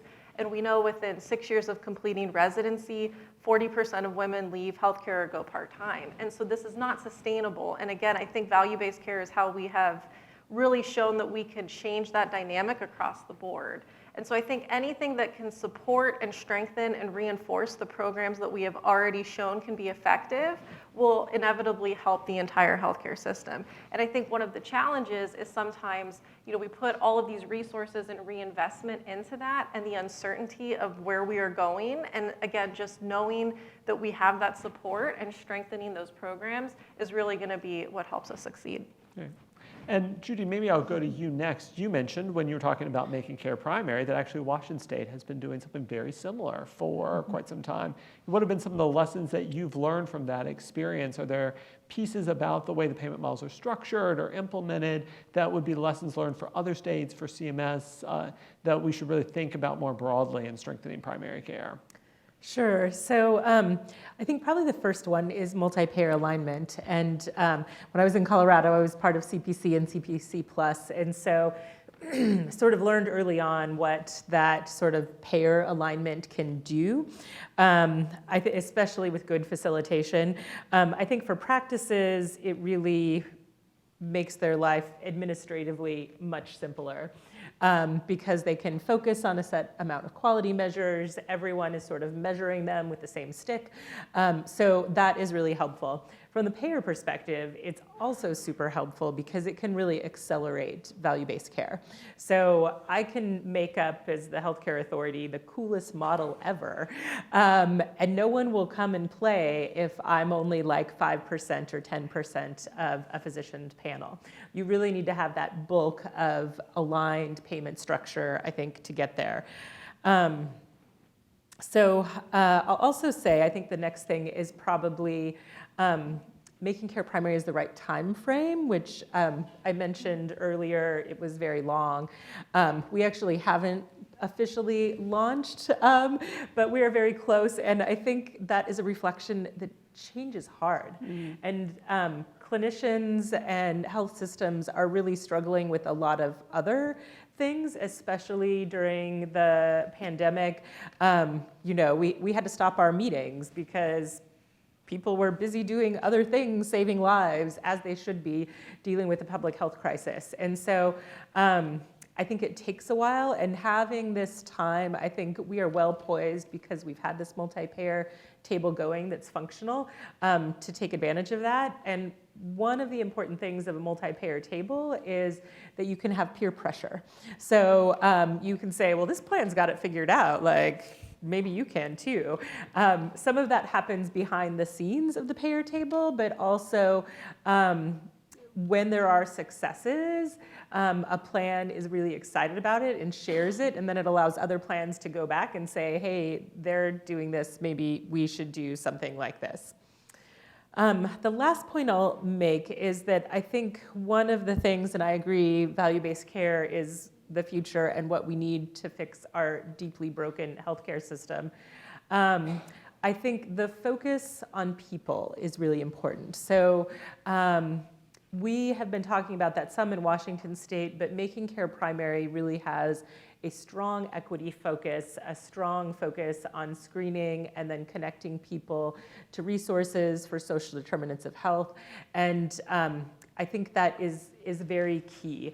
I think we really need to be thinking about the health outcomes and the people that we are serving with this, and less thinking about how much money am I going to make off of this. I think that brings the clinicians to the table and makes life much more satisfying for you, because that's what that's what I went to medical school for. So I think that's probably my last piece. Great. And Christina, maybe similar parts of this question here, as we're thinking about the lessons we've learned from the last almost decades on, say, primary care payment reforms. What have you learned from, especially from your C3 experience, and what are the implications therefore for future types of value-based payment models that come out? Yeah. I love everything that Judy said. I would build on that by saying a few miscellaneous things. One is, I agree, and we have a goal that at every health center, we will get them to kind of a one-size-fits-all value-based payment model with a prospective primary care capitation for a minimum of 70% of the patients who are walking through the door on any given day. And we're making a lot of progress, and there are still some impediments. Many, I think, are solvable, perhaps, through policy change. An example would be, we have an ACO REACH contract, and I get an update on the membership every Monday morning. And in the markets that we operate in, where there is a high concentration of Medicare Advantage plans, we watch that ACO REACH number tick down every week. And when the member is lifted up out of ACO REACH and put into that Medicare Advantage program, it's no longer a value-based contract, and there's no longer a prospective capitation, so it pulls that number backwards. Now, you might say, well, go negotiate with that carrier, and then we get into the cycle of, it's actually not that easy to do. And the less market power you have, the more unlikely it is that you will be able to replicate the policy environment and the programmatic environment that you had in a program like ACO REACH with that Medicare Advantage carrier. I think that there are, in addition to MCP, which is great, and in a market like Massachusetts, it's a little bit harder to figure it out given how progressed the Medicaid program is, and the level of involvement that providers, including health centers, have with programs like ACO REACH and MSSP.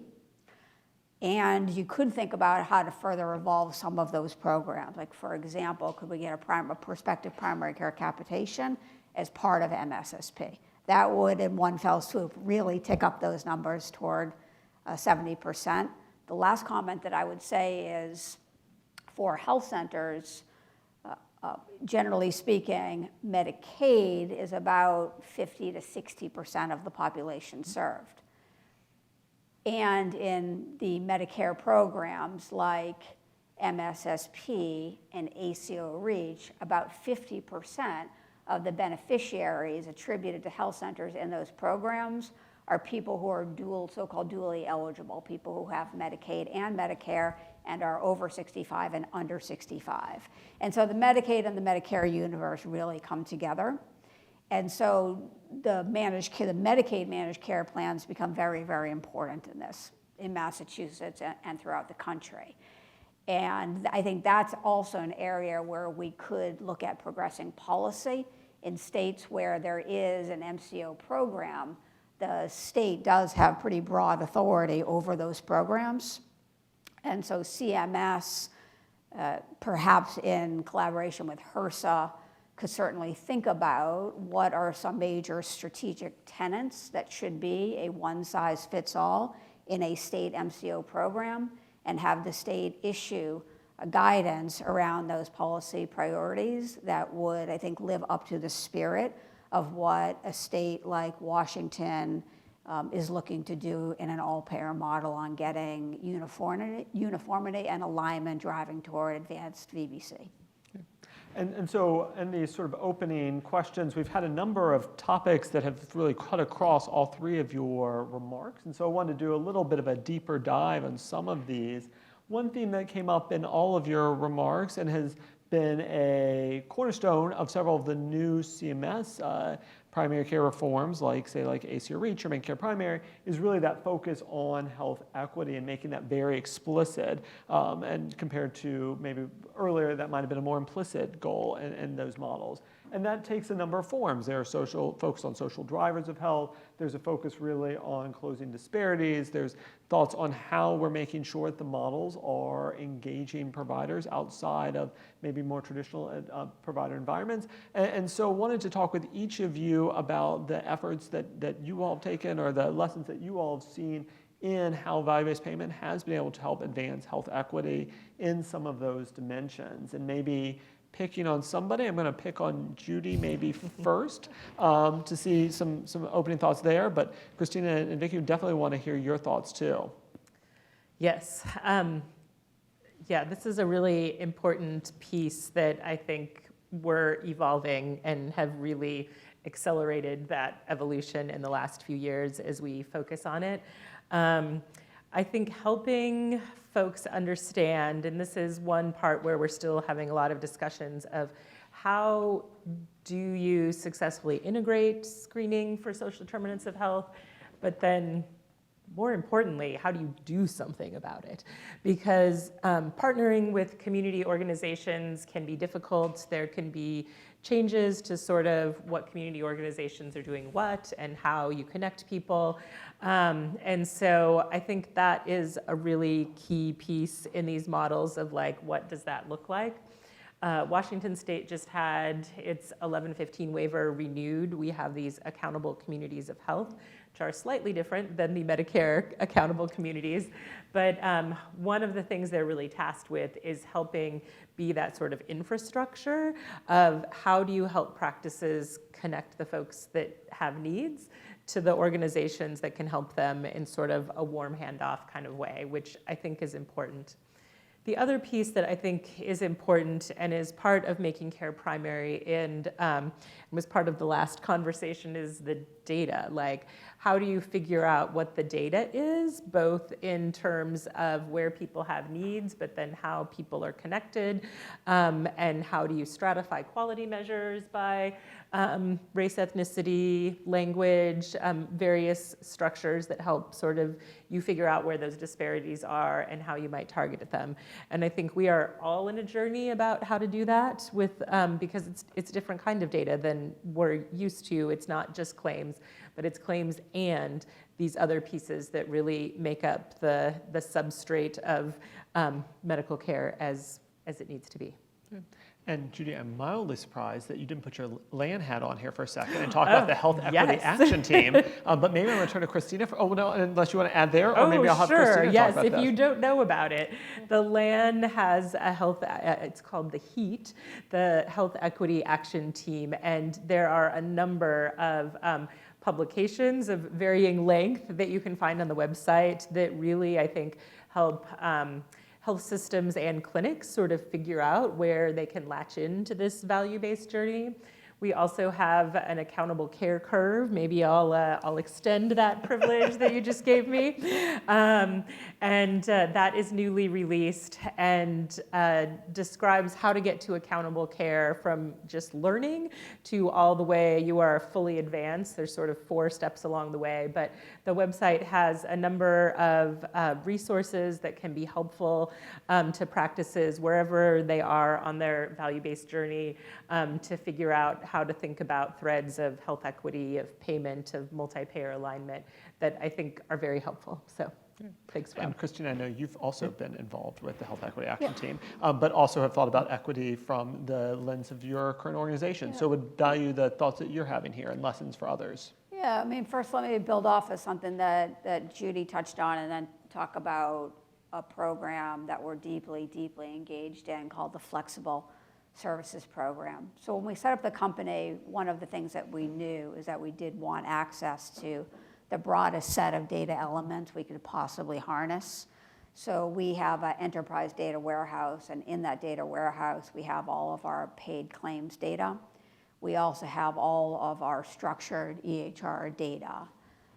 We have admission, discharge, transfer data, and miscellaneous other data assets. So at the ACO level, that does allow us to say, for kids at age 2, what is the difference between kids who are white and kids who are black who are fully immunized?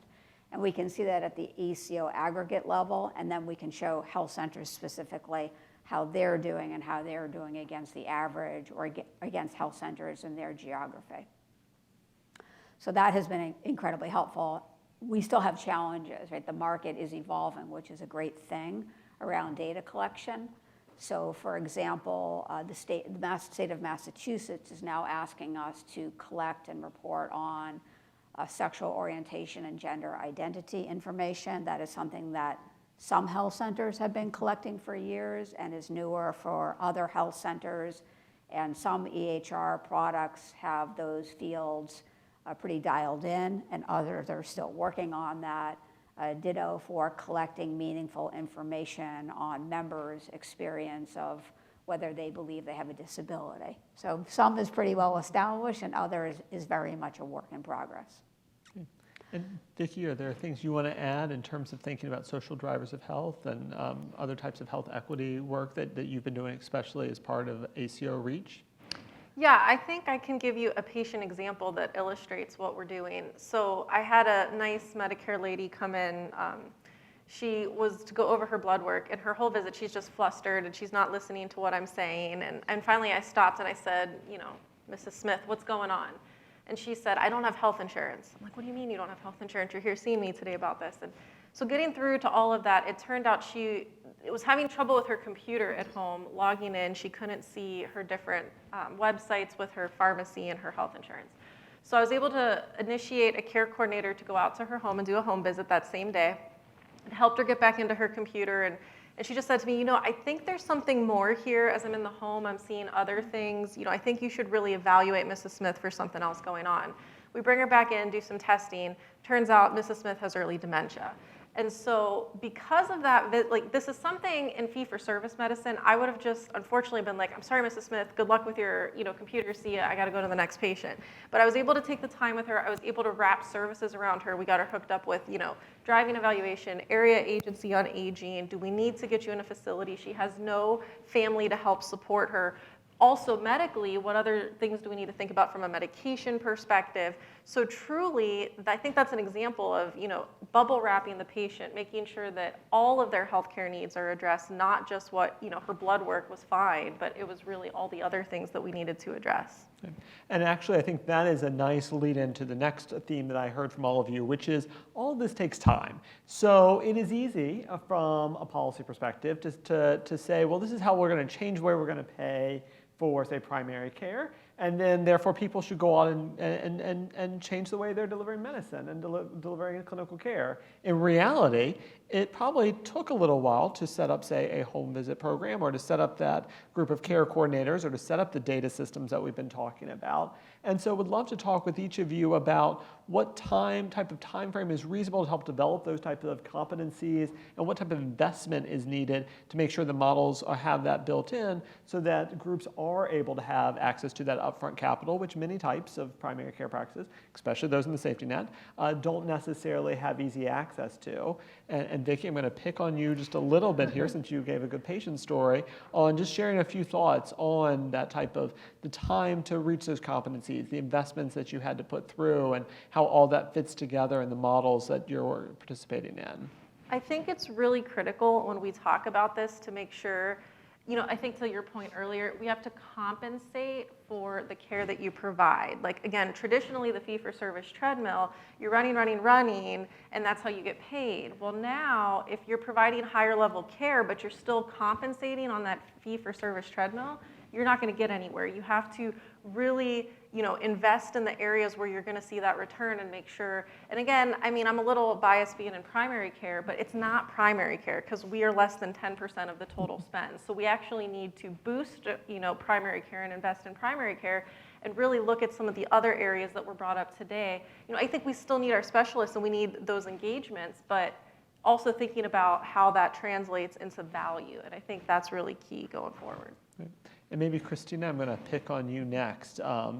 Thoughts on time to build these competencies, investments that are needed, especially from a safety net perspective? Yeah, right. I think the time and the resources needed depend a lot on the organizational capacity and the financial position of the organization. So for the safety net, I do think that there are systemic inequities that have been built into everything around the safety net, importantly, systems of reimbursement.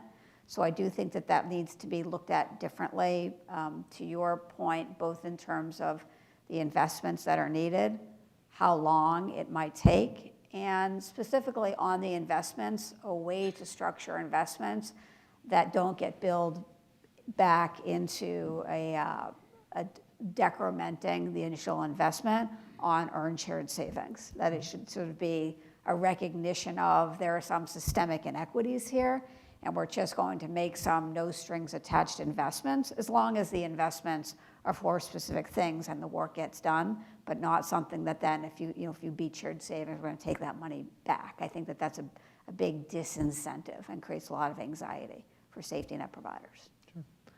And Judy, closing this sort of theme out, any thoughts on timelines, investments? Yeah,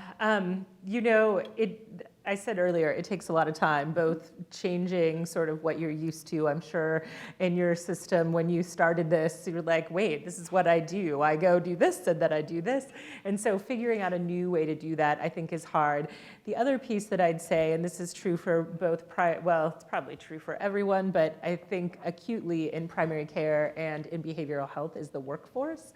And it takes a long time to train up people to do those things. And so we really need to be thinking now about what those investments are to try and get, I would say, sort of the whole spectrum, from peer navigators or community health worker kinds of things, all the way up to physicians, but everyone in between, medical assistants, nurses, social workers. It really takes that whole continuum of a team, and figuring out how to build that, I think, is an important piece to make this work. And so I'm going to shift gears a little bit. One of the questions, actually, that Judy, you and I were chatting about before this panel was, who is excited about these types of payment reforms, and how are we explaining and engaging, state legislators? How are we explaining members of Congress and their staffs? How are we engaging primary care clinicians on the ground? And the last panel talked about this a little bit in some of the ways that groups are going out and working directly with clinicians in the front lines, but wanted to get your all sense of who is excited about these types of payment reforms, and maybe if they're not excited yet, or in your professional experience, what did you do to engage those folks on the front lines to think about these types of value-based payment arrangements? And Judy, since you suggested the question, I'm going to pick on you first. Excellent. So who's excited about it in Washington State? The plans that are around the multi-payer table, because they feel like Medicare sort of gives them legitimacy and like, look, here's this big structure, we can just follow that. And so they're quite excited. Also, I'd say the federally qualified health centers, which are included in this model, are very excited, as well as a number of other clinicians. The hospitals are excited. I was actually just talking last week with a hospital nurse executive, and she was saying, like, how soon is this going to happen? Like, I need it now, because they need, and they're recognizing as a system, they need really solid primary care in order to take care of those folks in the hospital, especially the ones with chronic medical needs of like, how do we send people out and make sure they don't come right back? Like, we need a strong primary care system, and we don't have that right now. So I think those are the people that are excited. I think the gap, and the one piece that I have been encouraging, especially clinicians, to go talk to is the legislature. In my state legislature in Washington State, we need them to approve the Making Care Primary. And I think that's going to be a little bit of a battle, because helping them understand why this is so important and why there needs to be investment in primary care, and why value-based care is important. All of those things, I think, are complicated topics, and they're hard for people to understand. And so I have been telling people, we need those patient stories, we need those stories of clinicians, we need the stories of payers, sort of, again, everyone in the spectrum, to make the case of why this is important and why now. So, so go out there and talk to those people. You can also talk to the people up on the Hill, but I interact with them less. I think many of these models are happening in states, especially with things like Making Care Primary. And so states are really a place where I think you can ignite some action on this front. Christina and Vicki, you want to add to this? I completely agree. And I would say, I think one thing we need to do in making that case is also examine our data for what we can prove on improved patient outcomes. Because I think that, I think the legislature will be interested in the economics, and I think they'll be equally as compelled and reassured that this isn't about just about the economics, that this is really about patient care and patient care outcomes. So. And I would add to that, I think what I'm seeing is a lot of independent physicians, primary care and specialists are really excited about value-based care, because even before a lot of these initiatives, the data has shown typically that independent physicians provide a total lower cost of care for their patients.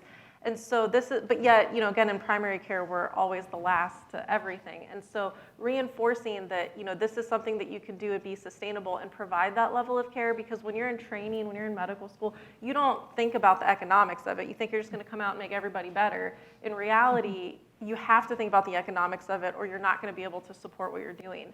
And it's better for patients. I think what I hear a lot of times is there is this disconnect, what I'm doing, again, with my patients and what legislature understands of that, and understanding, this is the care that you would want, your family would want, and the only way we can provide it is through these services and these, systems.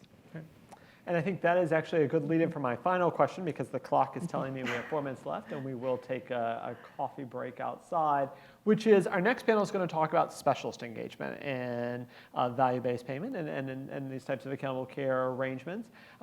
So I want to talk with you all about how primary care and specialty are working together, because many of the initial arrangements, like the Medicare Insurance Savings Program or ACO REACH, are focused on that primary care group taking the primary accountability, but then there needs to be relationships, coordination with the broader specialty community to make sure that all of the patients' needs are met. And so I wanted to talk with you all about any lessons you've all learned in terms of primary care specialty collaboration, in terms of these types of models. And so we'll open it to the floor for who wants to jump in first to go there. I'll Yes. just, kind of piggyback Please. off what I said earlier.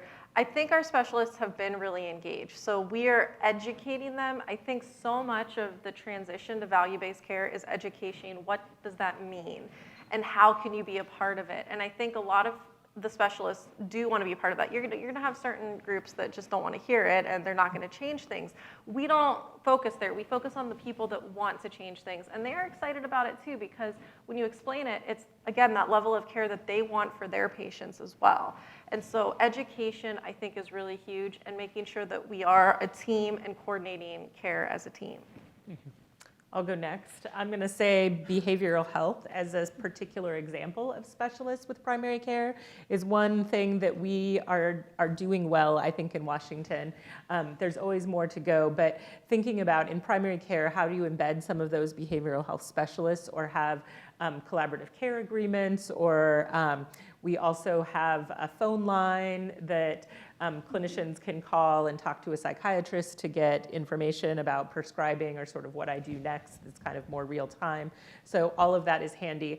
But we are also embedding the other way. We have some behavioral health centers that are getting primary care providers in them. So for some folks with chronic mental illness or particularly high behavioral health needs, it's an added trust factor. They know their behavioral health clinic, and so they can have primary care there. And I think that is sort of a nifty way to think about how primary care and specialists could work together.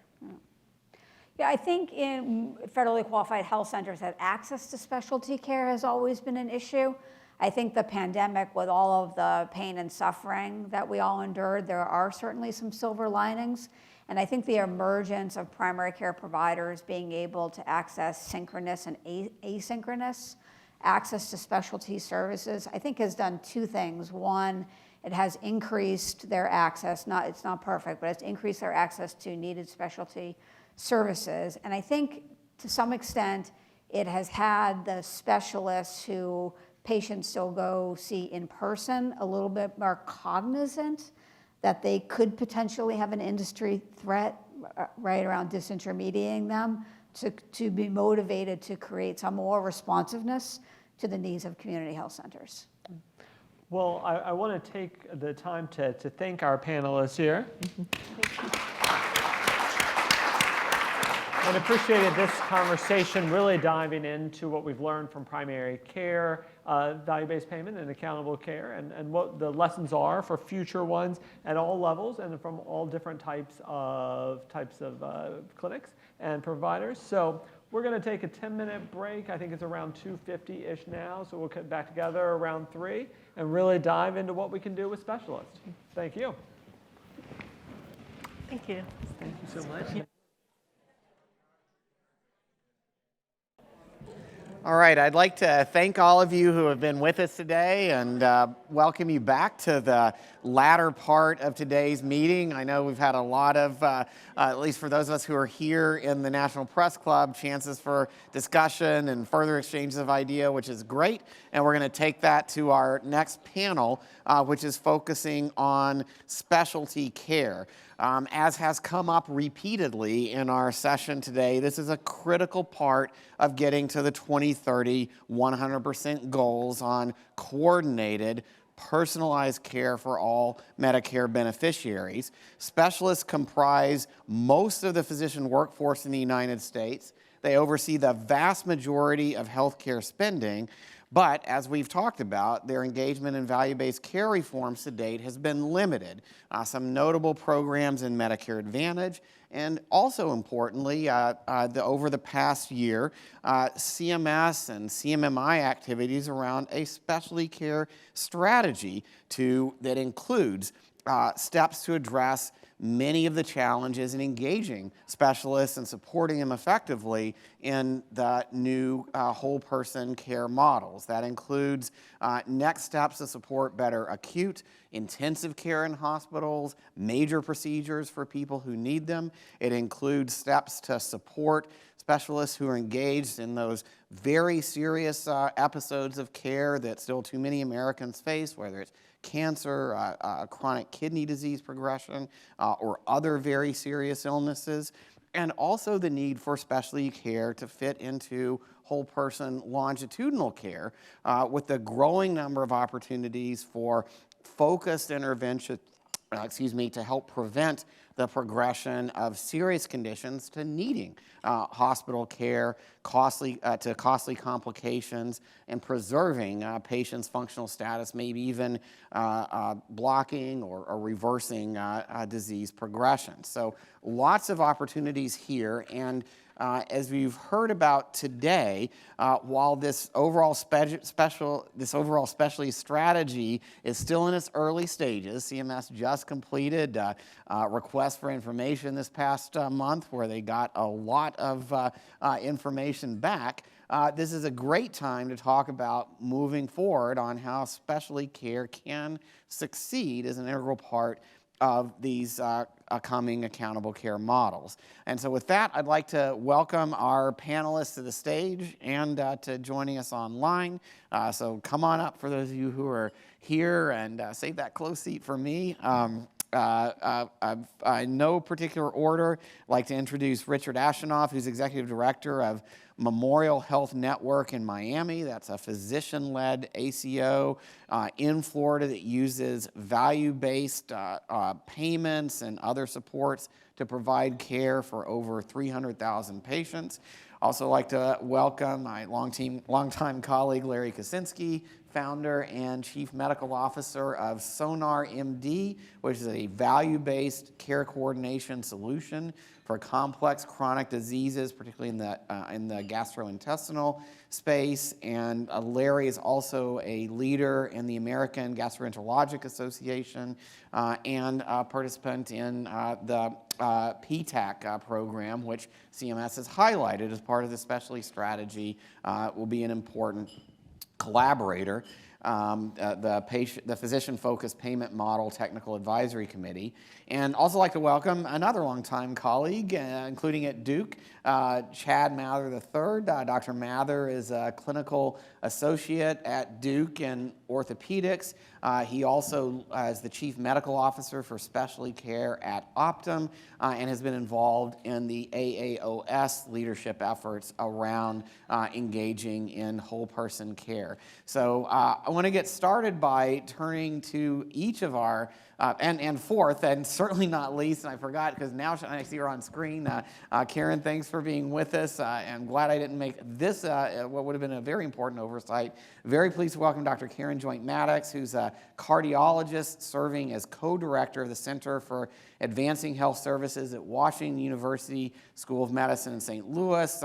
Karen's been collaborating with us at Duke and with other organizations like the American Heart Association on advancing value-based care as well. So we're going to start out with some initial comments from each of our panelists. I want to hear a little bit from them. You know, we've had a lot of discussion today about the progress forward in primary care and supporting whole person care. We've had some discussion of examples of how specialty care is changing and evolving to fit into these models. I know each of you has some important perspectives, important lessons learned on these topics, and maybe you could kick off with a little bit more about what each of you are doing now related to this important topic. And since you're closest to me, Richard, maybe I'll start with you. Sure, absolutely.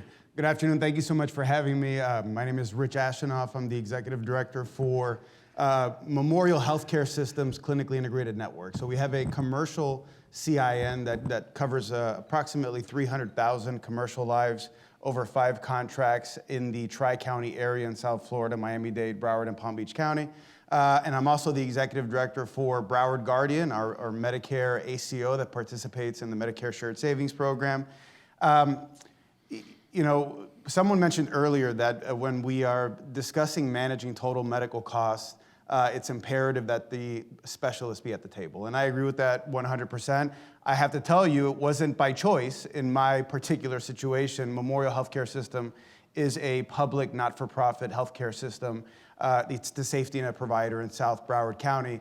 And when we initially, after the passage of the Affordable Care Act, and our leadership was evaluating whether or not to get into the accountable care organization space, we actually passed on the Medicare program first and just started with the commercial program. And there's good reason for that. You know, most healthcare systems like ours lose money in every payer segment except for commercial. And we really felt like it was a great opportunity to align primary care physicians with the healthcare system, given the fact that with the advent of hospital medicine, our primary care physicians really weren't coming to the hospital much. But that kind of set us behind.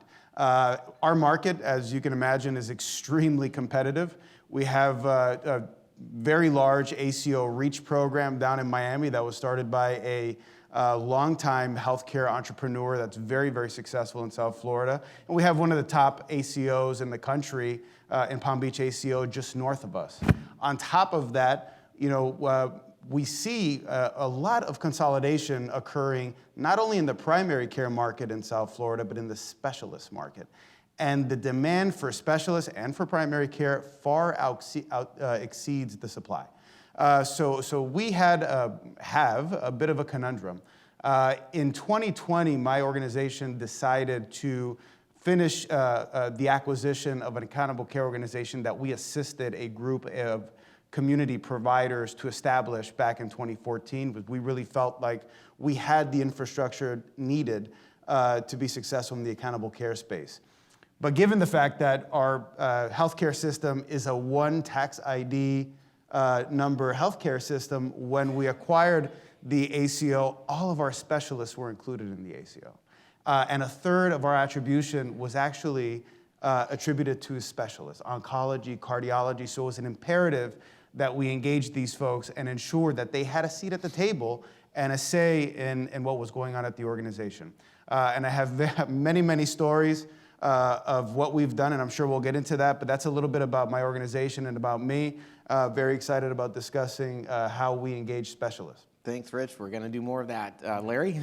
Well, thanks, Mark. Thanks for inviting me to be part of this group. I listened earlier today intently at all the speakers, and I'm struck with a couple of comments, one of which is that, you know, primary care is always last. I hate to tell you, the specialists for value-based care are last. They have not been part of the solution at all. And the other thing that I think the statement Adam said, he quoted Deming, and he said that every system is designed to produce the outcome it produces.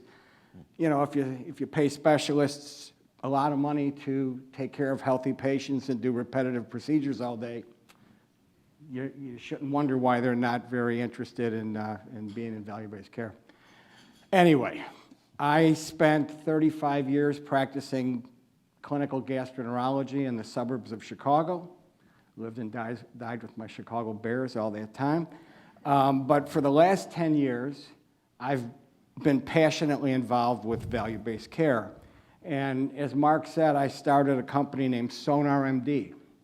And the word sonar is appropriate here because about 10 years ago, 2012, I became really, really interested to try to figure out how I could get my GI colleagues more embracing value-based care. I was on my first run on the governing board for the AGA.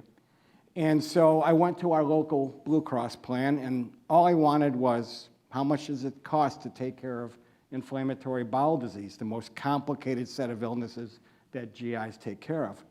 And after about 3 meetings of begging where they finally realized that I wasn't trying to just get a new contract, they gave me an enormous database on 21,000 patients, with Crohn's disease. And the first aha moment for Sonar came from the discovery that when you looked at the 17% of the patients who went into a hospital for a complication, a serious complication, and over 2/3 of those people, there wasn't a CPT code in the 30 days before that hospital admission. There were no contact. Maybe there was a phone call, but we can't tell that from claims. But there really was no contact. And that was my first aha moment. And we interviewed a lot of patients, and the patients gave us the same refrains over and over and over again. Oh, doc, I have this all the time. I thought it would go away. I thought I had the flu. You know, my wife this, my husband this. And you realize that these aren't Crohn's patients. These are human beings who just happen to have a chronic illness. And they needed a medical professional to decide when they were deteriorating, because if you waited for them to come up with it, it would be too late. And so that spurred the formation of Sonar MD. And since then, we have created a Sonar system, a way to use technology to communicate with symptomatic patients with chronic disease in between their face-to-face provider visits. And we bring them in before they realize they need to be brought in, and have shown significant savings on total. We take full risk, upside, downside risk. And our biggest challenges are the inertia amongst the plans and the inertia amongst the specialists, because it's not difficult to spend all day in the ASC doing colonoscopies on healthy patients. It's much more difficult to tackle that inflammatory bowel disease patient, and it's easy just to send them to the university, I guess. So the inertia on the plan side, the inertia on the provider side is our biggest challenge, but the patients love it, and we're making a difference. So thanks for inviting me today. Thanks. And I want to come back to the inertia point, but for right now, just one clarification. You say you are taking risks. Now, is this happening in Medicare Advantage? Is it happening, where is that? Well, predominantly where's that commercial, starting now? but Predominantly we commercial. guarantee, in some of our contracts, we guarantee the health plan an upfront savings on total cost of care. We also firmly believe that in order to get doctors engaged, they have to have some upfront payment. So we push for these advanced performance payments, which we're on the hook for at Sonar. So we're responsible for every one of those payments. The providers aren't. In our agreements, the providers have no downside risk. They're only upside. We bear upside downside. Right. Thanks for that clarification. We'll come back more to these models. Chad. Yeah, well, as you said, Mark, we've been working on this a while now. You know, 5 years ago, we started down this path. I think, you know, in orthopedics, we learned a lot from procedural bundles. We learned that, you know, if you put risk somewhere, especially somewhere adjacent to what we know, you can get great results. And we learned things like how powerful a prospective dollar can be.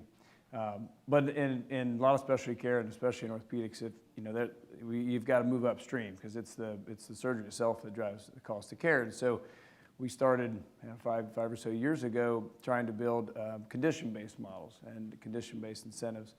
I think had a lot of success engaging a lot of members of the specialty community and the policy community. That was when I was at Duke full-time, and then about 3 years ago I moved to Optum, partly because I had a mentor there, but largely because I think there's that quote, you know, why you rob banks is that's where the money is. Well, why'd I work at Optum? Because that's where the risk is. You know, we had such large amounts of risk throughout multiple markets, and I was really attracted to that heterogeneity of that, to be able to learn from all these, you know, different entities taking risk, and what we can learn from that, and we've learned a lot. I mean, things like you know, there are a lot of specialists at the forefront that want to take risks, but they're often the quieter ones. Learn that they're feeling like we can't continue to reward value with volume for them. And a lot of times the thought is, well, I just send them more patients and that'll be enough. Well, that's not going to be enough anymore, especially for the ones you want to send them to.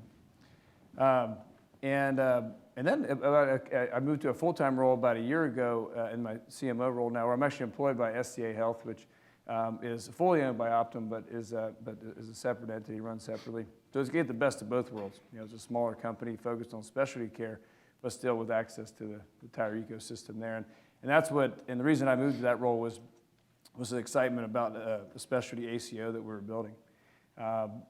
SCA's DNA is in being a partnership company, and that's what specialists need for this level of complexity. And the ACO that we are building, I'm excited. We've got a partnership with 50% of the orthopedists in the state of North Carolina, so I think we finally have a chance to move it forward. But the goal there is the same thing that we set out years ago, was to support condition-based care, but hopefully to address some of the complexity that has limited the advancement of those more condition-based bundles from going forward. So, but it's exciting because, take back to the beginning, none of that would have been possible in North Carolina without all the things that we've done to this point to message what's needed, and I'm really excited about what's coming next. Thanks, Chad. We'll come back to next steps there too. Karen, thanks for joining us from WashU today. Hi, everyone. It's lovely to be with you, and just an amazing program so far.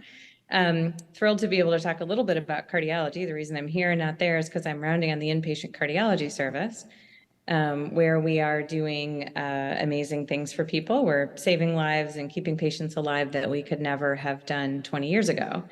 We're also practicing outpatient care exactly the same way as we were doing 20 years ago, or probably many more years than that.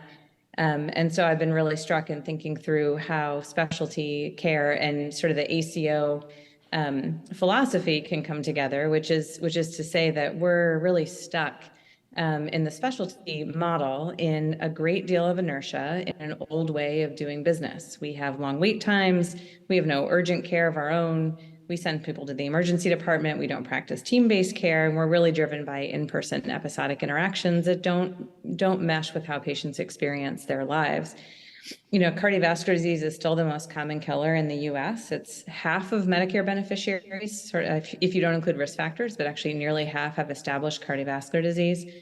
And because of the prevalence, the chronicity, and sort of the degree of overlap with primary care, I think there's a real opportunity on the cardiology side to think of models that may be quite different from orthopedics, but really sort of a different paradigm, perhaps, of how specialty and primary care can really work together to provide care for a broad set of populations across the level of risk, from patients in whom we're trying to prevent cardiovascular events all the way up to patients who are awaiting transplant or, you know, really may be predominantly dealing with a cardiovascular issue. So I'd say I'm optimistic about the future of specialty care in the sort of ACO way of thinking, because I see a lot of frustration among my colleagues, knowing that we're not doing as well as we could by our patients. And so I'm encouraged and looking forward to hearing the rest of this conversation about how we can move this forward.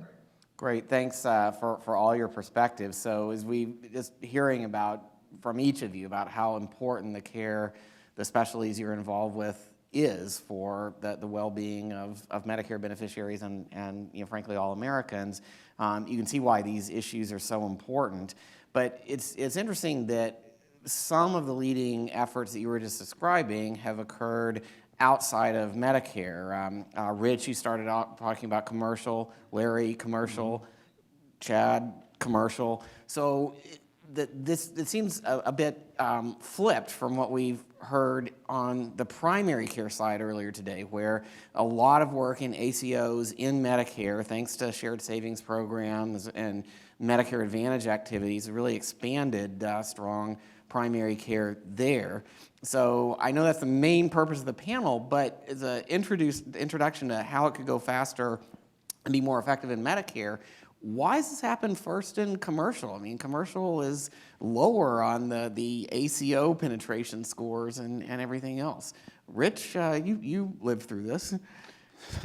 Yes, I have. You know, I'd say for the most part in South Florida, commercial is where most of our physicians really make their living. Medicare, been a lot of consolidation. As you know, you have all of the major PCP consolidation strategies, Cano, CareMax, Humana has many Conviva centers down in South Florida. So our focus was really in the specialty space, given the fact that as a hospital provider, that's where we made our margin. And our goal was, again, to align community physicians, but what we saw occurring over and over again was that specialists were also consolidating. due to the fact that they had no leverage as onesie and twosie providers in the community. So subsequently, where we are now is gastroenterology, ophthalmology, dermatology, podiatry, you name it, and it's all private equity-backed national roll-ups. And those folks, quite frankly, are no longer, they're not interested in value-based care. So the other portion of specialists in the community are actually employed by our hospital systems, cardiology, oncology. So you're left with very, very sparse community-based specialties, at least in our community. And we understand that healthcare is all hyper-local, and South Florida is the Wild West. But that's why we decided to go after, really address the commercial space.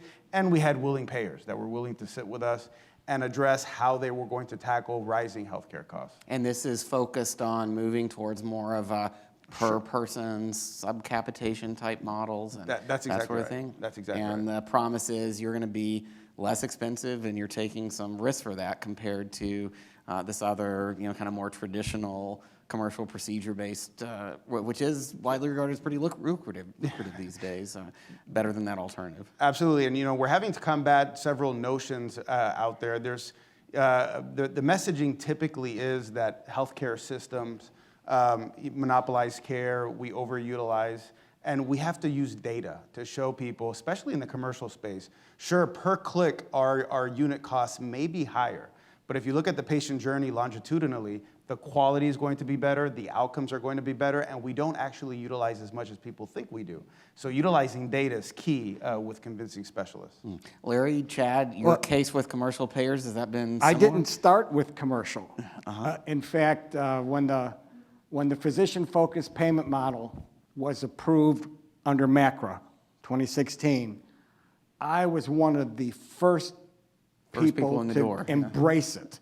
And Project Sonar, before it was a company or anything, it was a project in our medical practice, was actually the first PTAC recommended physician-focused payment model in 2017. But like and I'm on the board of PTAC now, so I have to be careful. But none of the PTAC recommended PFPMs have ever been really implemented. So I didn't in Medicare. In Medicare. I didn't initially go with commercial. Our initial proposal was with Medicare. But then when nothing happened, we took that same model and presented it to our major carrier, Blue Cross Illinois, and they were willing to go with us and started it as a pilot. It grew from there into a statewide program, which then wound up being a company, and Blue Cross actually invested in it. And then we've been in multiple states around the country since then, but we did start with Medicare. And Chad, you're, Rich used the word roll up. You've got like half the orthopedists in North Carolina, but you're not doing the fee-for-service model. That's right.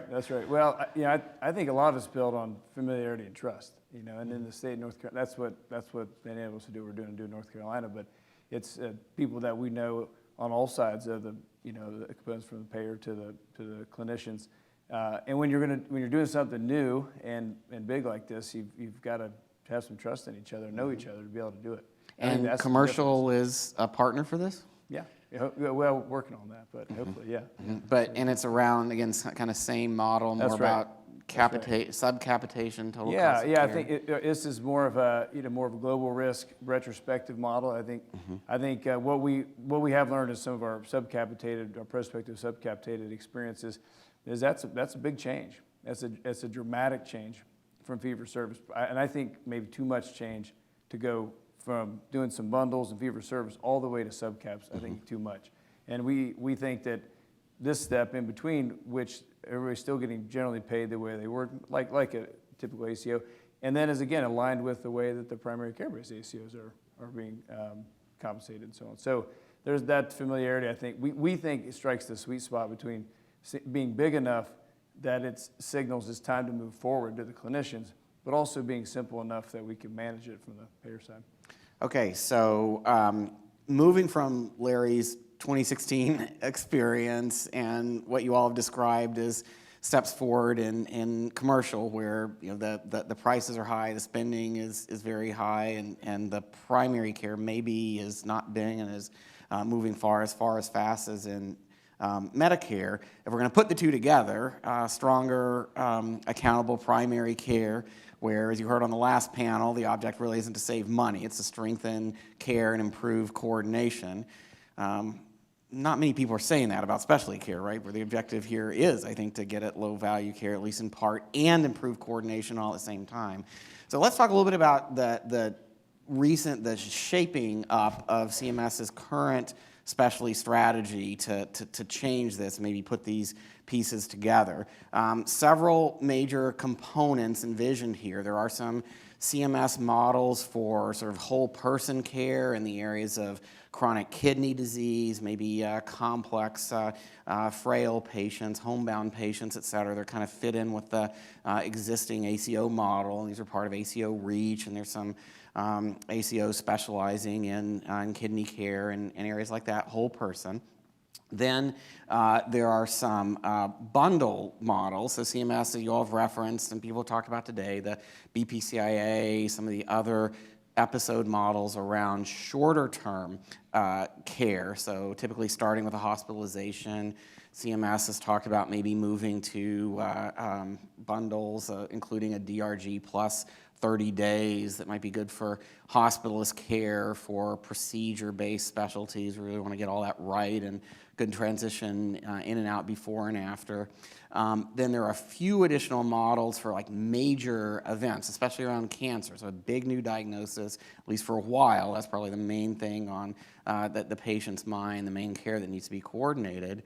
And then CMS has also talked about a longer term goal of getting to better support for the ambulatory, chronic, longitudinal management of care, which might include longitudinal bundles like you were talking about, Chad, and maybe subcapitation or some other shared arrangements.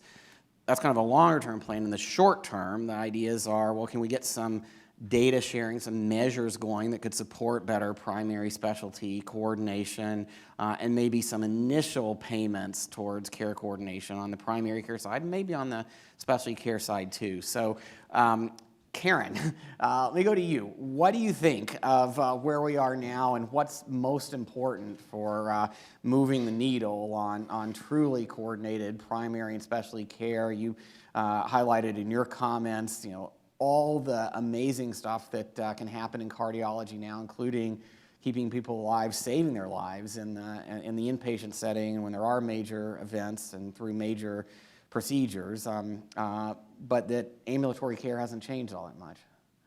Yeah, I think that's really the gap. And I think the bundled payment programs incented people to get more efficient and more crafty, and talk to a lot of consultants about how to keep people from going to nursing homes, but didn't fundamentally change how we deliver specialty care. And that was disappointing, I think, from the bundling side. And so I think you've really outlined the gap, which is to say it's that chronic outpatient management where we need to challenge specialists to redesign how they deliver care. It's been grossly underinvested in, right? I mean, there's not, as has been said multiple times, the system is getting exactly what it's designed to get. And so I think we need to think about leveraging an ACO type scenario to actually push resources and money and incentives into a pretty empty space, which is chronic care management. We've seen innovation in primary care. We see private equity starting to step into those spaces. And I think there will be recognition of these high-risk patients in cardiology actually being a fairly lucrative place to potentially go if the incentives are set up right in that space. We've just missed that sweet spot where specialists, I think, can really contribute because we don't have the outpatient infrastructure in specialty care to do team-based care, to do that kind of thinking. So to me, that's the biggest challenge, but probably has the biggest long-term, I don't know, bang for your buck is a little bit silly, but sort of the biggest long-term potential to really shake up how we manage care. So let me go down the line here. Things that you'd like to add to Karen's comments, or if you agree, ideas for how CMS can change those incentives and support for chronic co-management and better longitudinal care? Rich? Well, Liz Fowler visited my organization back in November, and what our recommendation was, we engaged Premier, we're a member of Premier. We engaged Premier about 6 or 7 years ago and deployed a shadow bundle program. We wanted to understand our costs without the financial risk of understanding those costs, our specialty costs. And we believe that the BPCI-A program and the ACO REACH or MSSP should be combined as opposed to being two different programs. And complex care management, chronic care management is a huge portion of that. We actually employ 28 population health nurses. I heard in a previous session people discussing social determinants of health. In South Florida, health literacy is very, very low. People access the ED as primary care. That's the first place they go. And really, it's incumbent upon us to help educate these folks, provide these physicians resources to keep these people in their home where it's safe and only in their office when it's absolutely necessary. So I absolutely agree about complex and chronic care management. So MSSP may be more advanced with more downside risk, plus the shorter term bundles. Correct. And then use the resources from the MSSP or the REACH type program to support. Correct. Bring these two sides together. Larry? Where do I begin with this? Yeah. In thinking about what to do, I bristle back a little bit in looking at primary care versus specialty care. And I keep going to a patient-focused, disease-based model that pushes high-touch, proactive care, whether it's specialty or primary. And So longitudinal, not tied to a hospitalization exactly, or some exactly. big event like that. I mean, we still would have, we have to try to utilize structures that are already in place at CMS. We can't boil the ocean. We have to work with what we've got. So we've got a BPCI program. Okay, so acute illnesses like in the GI space, GI bleeds and diverticulitis, or the acute exacerbations of chronic illnesses like IBD, bundled in an episode. The repetitive screening, elective procedures, as you have said when you spoke at PTAC, those should be bundled. But for the chronic longitudinal care, I think the first thing we have to do is we have to steal something from the financial industry, the beta rating. Every stock portfolio has a beta rating, which is the composite of the ratings of each of the stocks that are in that portfolio. Some of them are high beta and bounce all over the place. Some of them are pretty steady and don't. You can do the same thing with illnesses. So if you take a set of illnesses across a specialty, you're going to have some of them that are very high beta.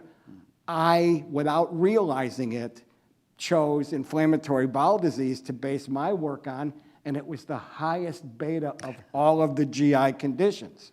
50% of the variable cost for the entire GI space in the commercial space comes from IBD. So if you can fix that, you're halfway to controlling cost. So I think it's a good exercise to look at the beta rating in each specialty, then look at the ratio of disease-specific cost to total cost in each of the conditions so that you get an idea then, well, who do you need to manage these conditions? Is it falling into the specialty space or into the primary care space? And then, I'm a firm believer that we have to make fee-for-service less appealing. And we have to pay for chronic disease management up front with PMPMs. And I may need a food taster after saying this, but if we have to take funds from the procedural side to fund this, well, then we have to do that because we have to move this in the right direction. Chad? Yeah, well, I think there's probably, I'd probably call three things. I mean, one is, you mentioned the extended DRGs. I mean, that provides stability to things we already know and have experience in work like bundles. In the upstream piece, I know CMS talked a lot about how to support the infrastructure needed to do these things that are a bit more different. And I think that's worked. I think the remote patient monitoring experiment and those codes have really supported that work and enabled that area to grow. And so I think we can borrow and learn from that. I think, in our space at least, and I think it's true in cardiology too, around coordination has a lot to do with imaging. So the most difficult patients for me to take care of are the ones who have been told something different than I might tell them, and have sat there and stewed over an MRI report that they never should have read because it's technical language, and are scared. And probably I hear the same thing in cardiology about testing and so on. And I think if CMS wants to do something powerful to drive coordination, they ought to think about doing something around imaging. So, and imaging is a big part of orthopedics, it's a big part of cardiology, important part of GI, other Brings us all specialties together, as well. So the CMS has tried to implement these episode models on their own. We talked about the experience with BPCIA, so some savings, but also some selection issues. It seems like a good way to get away from this matches up with the 20, 30, 100% goals, which is, I think, to your point, Rich, what you've been kind of living through. If people are in an accountable arrangement to begin with that focus on total cost of care, maybe through primary care arrangements, then these longitudinal models and these opportunities for coordination have better support. I guess the challenge is not everyone is in either those models or at least a fairly advanced version of those models out there. And while, Larry said, we need to make fee-for-service less appealing, and maybe since we're particularly talking about Medicare, not many primary care doctors in Medicare think fee-for-service is appealing there, but maybe relatively speaking, some specialists do, and with the associated hospital fees and things like that. So how do we accelerate what seems like an alignment between at least some specialists who really want to implement these longitudinal models and get the acute episodes right for the right people, and make sure that they're working with people who are with primary care physicians and beneficiaries who are in those total cost of care relationships? How do we accelerate those together? I think CMS would like to move to more of this kind of flexibility. You've seen it in CMS payment reforms for decades. It's easier to do flexibility if you've got some accountability related to overall cost, and that's. But I think that's where you have to bundle the procedures. Mm-hmm. They have to be bundled because right now it's an a la carte. I can't speak for the other specialties, but in GI, I'm going to add my anesthesia fee, my pathology fee, and I'm going to add a bottle for every place in the colon I'm taking a specimen from, and I own the pathology lab on the back end of that, so I make money there as well. I own the ASC, I make that. So only way you're going to get control over that is to say, okay, that's a very low beta procedure, and we should be able to come up with a payment for the entire thing, and then let the market decide what happens. On the PMPM side, we've got CCM and PCM codes. They already exist, but they're not tied to any performance measures. So let the specialists charge for PCM codes for their primary illness they're managing, but on the back end, shadow bundles and make sure you're keeping control over the outcome of that. Other comments on this? How do we get moved together, primary specialty to these integrated models? One thing I've learned a lot is that the smaller the incentive, the smaller the outcome you're going to get. They're pretty linked. But it's hard to do something big and transformative nationwide. There's some markets are a lot more stable than others. North Carolina is very stable. Colorado is not very stable. And so you try to do something that's big across the entire landscape is going to be very difficult. So while I do like mandatory models and where it's appropriate, I think in this case we need to recognize that there's probably still a role for some demonstration projects that are bigger and engage the groups that are well suited to be able to do this. Rich? Yeah, no, I agree with everything that's been said. I think there must be a more elegant model that puts specialists at some level of risk. Specialists in South Florida are entrenched in fee-for-service. And I think until there is some payment linked to risk, there will be no change. Subcapitation, we see a lot in South Florida. Discounted, we're asked for discounts in exchange for volume. That is not the answer. There has to be skin in the game for the specialist. And that's what we try to do at Memorial. Incentive payments are paid. We pay in our commercial ACO and our Medicare ACO. We make bonus payments to our physicians that are tied to their performance on metrics that we can monitor, which is not always easy. And these are more person level metrics, not Correct. like typical, activity-based payments. No. Yeah. Karen? I think it depends a little bit. We've got a weird mix of these sort of, fewer and fewer of the onesie twosies, but then we have physician group practices where they're primary care led and pretty innovative. And we have a lot of places that are just, around here, our market is just living off fee for service and doing very well. Thank you very much. So, I think the point is well taken that different markets are really at a different state of readiness for this. And there may be steps that can be taken, I think, to try to push MSSP more towards thinking about this stuff, to try to expand ACO reach where there's large physician organizations that could start to pull the specialists in. So I think you can push them in through big organizations like MSSP. You can probably pull some in through some of the more community-based things that I think reach is going to be better suited for. And then some are not going to go there until the market goes there. And that's going to be part of getting commercial on board to try to move an entire philosophy, which I think is a longer term, but also obviously really important. Nothing's going to happen all at once. But if you can push and pull in two very different groups, maybe you'll move enough people toward thinking differently. So I think kind of agreement that all of this isn't going to change overnight, but at least, Larry, it seems like some steps forward from where you were in 2016. I would like to turn to some of the short-term steps that CMS has emphasized. Rich, you mentioned shadow bundles a few times. The idea is to make information available that could be used by payers, by primary care groups that are trying to work with specialists to help guide them. What are the most important shadow bundle types of information to make available that could be made available now, keeping in mind that we're not measuring everything we'd like to measure reliably? That's a great question. It's really important with our experience with shadow bundles. We did them both in Medicare and the commercial space because the sample size simply wasn't large enough in either one on its own.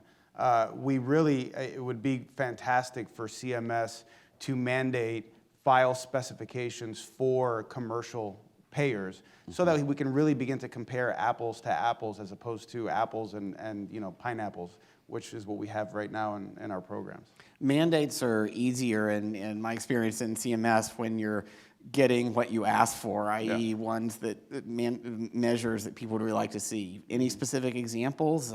CMS has talked about using the same kinds of data that go into, say, the BPCIA models, the short-term bundles, that would get at where to refer your procedures, perhaps, but maybe not at some of the longitudinal care issues that you all have been describing.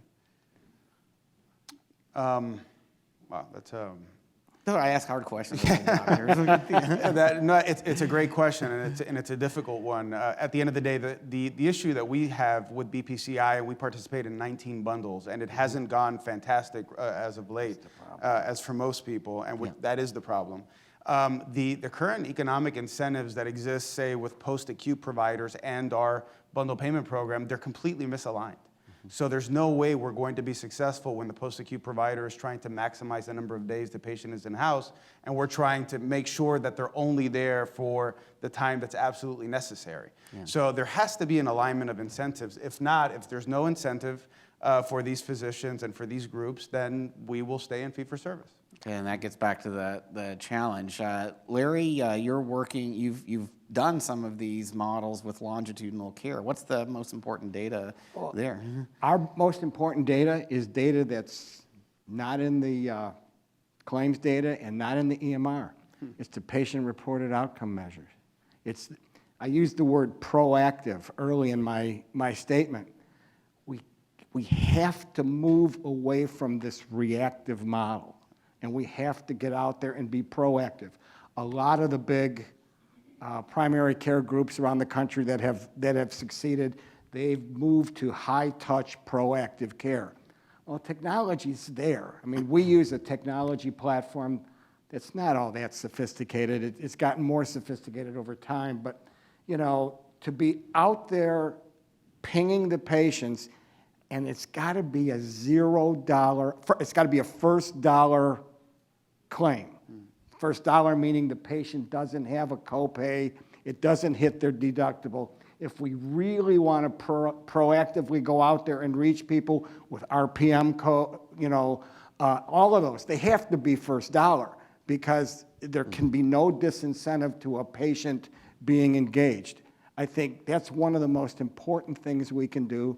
And then, as I alluded to before, try to work within the current structure of CMS, the TCM codes, PCM, CCM codes, push them, but they've got to be shadow bundled, and so we're going to have to know total what happened to those patients, not just what happened in that specialty, but we need to get our arms around the claims in that episode.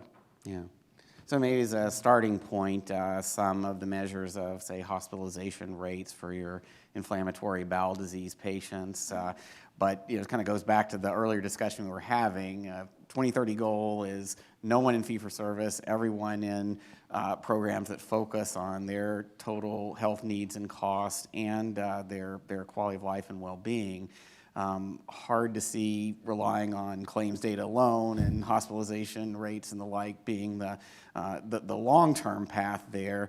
You've talked about functional status being critical. I know in orthopedics, I've heard from many of your colleagues that's the only thing that really matters, or certainly the main thing. How do we get to shadow bundles that include patient functional status there too? Well, yeah, I think it ties in. It's related to the RPM example that I've noticed recently with the mandatory, was it 2025, 26 reporting for PROs and hip and knee replacement. That's been a big signal, and that's what a lot of people have been waiting for. I think you couple that with something like you said, Mark, we've talked about for a long time. People feel like, okay, now's the time, and so we take that piece, and then like the remote monitoring, that's another piece, managing patients outside the clinic and better outreach. You start putting those pieces together, that allows you to move upstream, which is what we know we need to. And then on the downstream piece, we need to get stability in what we've had experience with. We can't have the benchmarks moving around all the time. We can't have the structure moving around all the time. It drives clinicians crazy, especially precision-oriented beasts like specialists, right? And surgeons and specialists. So. All right, so we've talked about some steps for shadow bundling based on claims data and maybe a path in the relatively near term if we are going to have these patient management codes and payments. Larry, I get the point about no copays, but if you're going to do that, you better have a patient functional status measure. Karen, I'm going to give you the last word for this session. Any other suggestions you'd like to add to what can be done in the short term to get from here to the longer term goals that you described? I'm going to go back actually to something pretty nerdy, which is we've got to get better at risk adjustment if we think anyone's going to buy into this. I think there's just so many fundamental problems with thinking about social risk and thinking about functional status and frailty. We cannot think we can move forward with getting people to take risk if we don't have clinicians and patients bought into thinking the risk is captured. So I think it's actually crucial not only sort of for the math, but also for the buy-in and getting people to do this right. So I'll just circle back to what was said before and say we can and should do a lot better with risk adjustment. Okay, so we did cover that earlier, but since I've got you on the spot now, last word, where would you start? What are the most important unmeasured or poorly measured elements in risk adjustment now? So we've talked about social drivers. Anything you'd add to that list? I mean, dual status and frailty will get you 80% of what you need to get, and they're both available in claims. I think we should move away from claims too. We need central data standards and ways to get EMR data, but until then, we could add established frailty metrics and dual status and make an enormous improvement. And how much of a difference would routine collection of functional status make for cardiology supports for moving in these directions? I mean, beyond what you can get from claims and frailty, I think it's medium helpful. It's not like ortho. We've got sort of harder measures that we can lean on in the near term. So I think it's important, but I think we can actually get better even before we have that kind of data collection. So in the long run, important, but I think we can't let perfect be the enemy of better, and think we could do better with what we have. All right, we can do better. Sounds like we can sounds like we can do better. We can do it soon. I want to leave on that relatively optimistic note. So I want to thank all of you, Rich, Larry, Chad, Karen, for a great discussion of some very challenging and absolutely critical issues in achieving the 2030 goals. Thank you all for joining us today. Thank you. Thanks for inviting me. Thank you. All right, in just a minute, I'm going to queue up our two final presenters. And, you know, it's working in policy is always interesting. We tried to make our best guess as recently as last week about how today would play out given the situation in Washington. Based on those calculations, as of Friday, we thought it would be best to pre-record Mina Seshimani and Liz Fowler. Mina's the head of the Center for Medicare at CMS, and Liz Fowler has already been mentioned as the head of the Center for Medicare and Medicaid Innovation. That was on the thinking that the federal government had at least some likelihood of not being on at the time of our meeting today. We have some good pre-recordings from them that are coming up. We did miss that the House would be voting during this event for the first time since 1910 related to the speaker. So we missed that one, but I want you to join us for some, I think, very interesting comments from two of the critical leaders in getting to the 2030 goals at CMS, where you're going to hear from them about their current thinking on how to advance whole person, value-based, accountable care across the whole Medicare program, and how the different components of CMS, particularly the Center for Medicare and the Center for Medicare and Medicaid Innovation, are working together to get there. And I think you're going to hear some resonance with a lot of issues we talked about today. So that's the signal to cue the tape.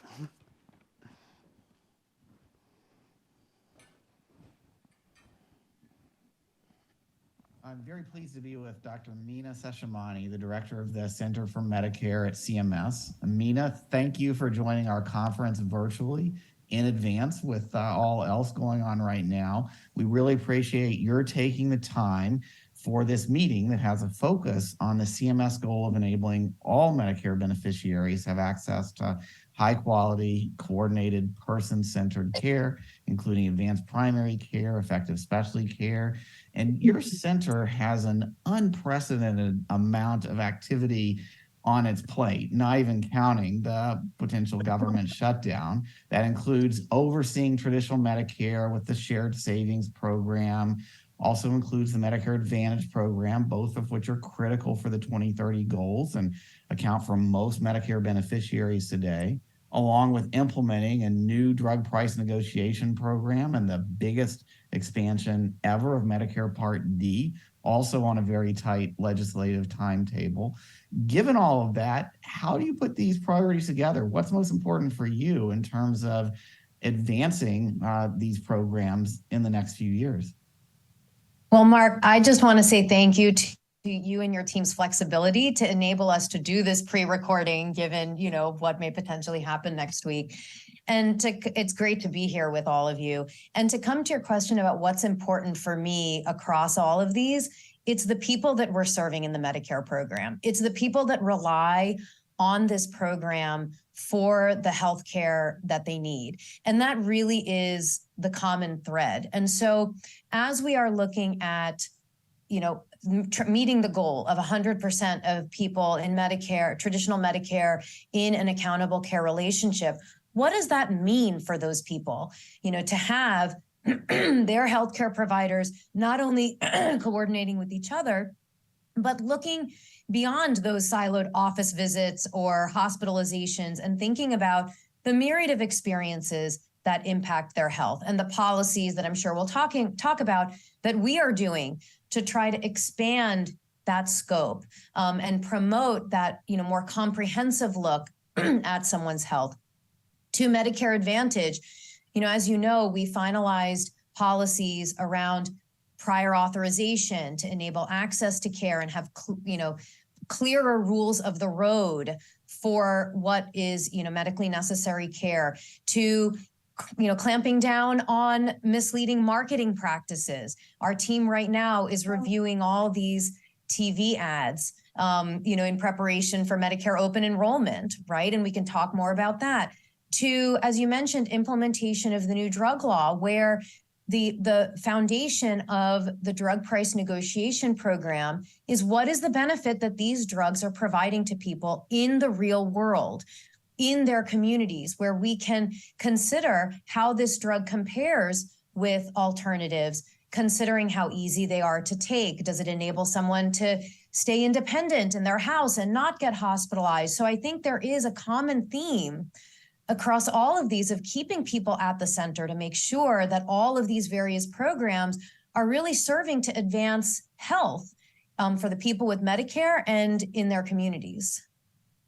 Yeah, so there's a lot there, and I do want to try to get to as many of those topics as possible. One thing that I would like to start out with, though, is how you and colleagues and leadership at CMS have emphasized the importance of the agency working together around these whole person care goals, around getting to care that's accountable for the health of all beneficiaries. That includes Medicaid as well, but maybe you could say a little bit more about that, and especially the activities you're undertaking with the Center for Medicare and Medicaid Innovation, since we'll be talking to Liz Fowler next.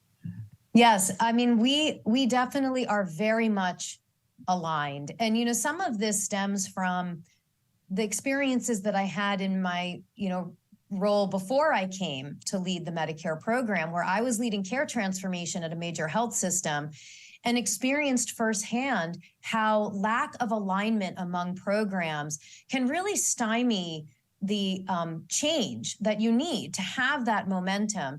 And so the Innovation Center really is kind of that research and development arm for Medicare and Medicaid, and where we are partnering with the Innovation Center, where they are testing new models, new ways of paying for care and providing care, where we can take those lessons learned and incorporate into the larger Medicare program. And a great example of that is a new program that we have just rolled out, the Advanced Investment Payments Program.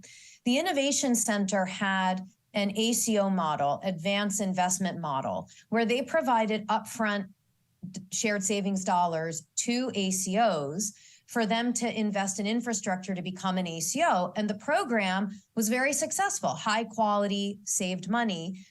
We took that idea and brought it to scale it in the Medicare Shared Savings Program. So in the Medicare Shared Savings Program, there is now an opportunity for providers, particularly from rural and underserved areas, to apply for upfront investment dollars that they can use to build their infrastructure, to build their teams, to contract, for example, with community-based organizations to address health-related social needs. Because taking those lessons learned from that CMMI model, we know this is a good investment. We anticipate that quality will improve for these populations, and that overall the Medicare dollar will be spent in a smarter way. So that's just one example of how we're aligned. I think one more example is the alignment of quality metrics across all of our programs.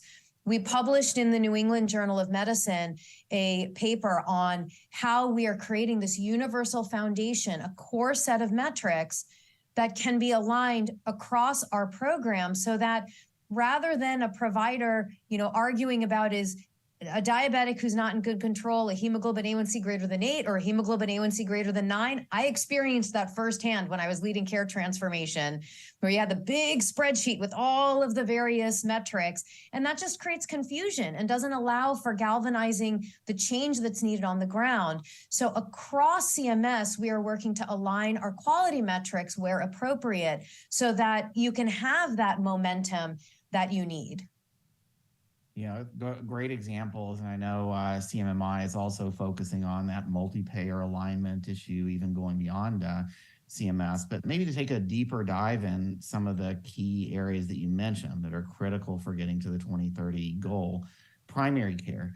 You talked about some stuff already that are leading to more FQHCs getting in the program. We've also seen more organizations take on downside risk, take on bigger steps away from fee-for-service to do care coordination. You added a number of proposals related to expanding primary care supports in your proposed rule for physicians this year, additional providers and services for care coordination, the like that could be billed.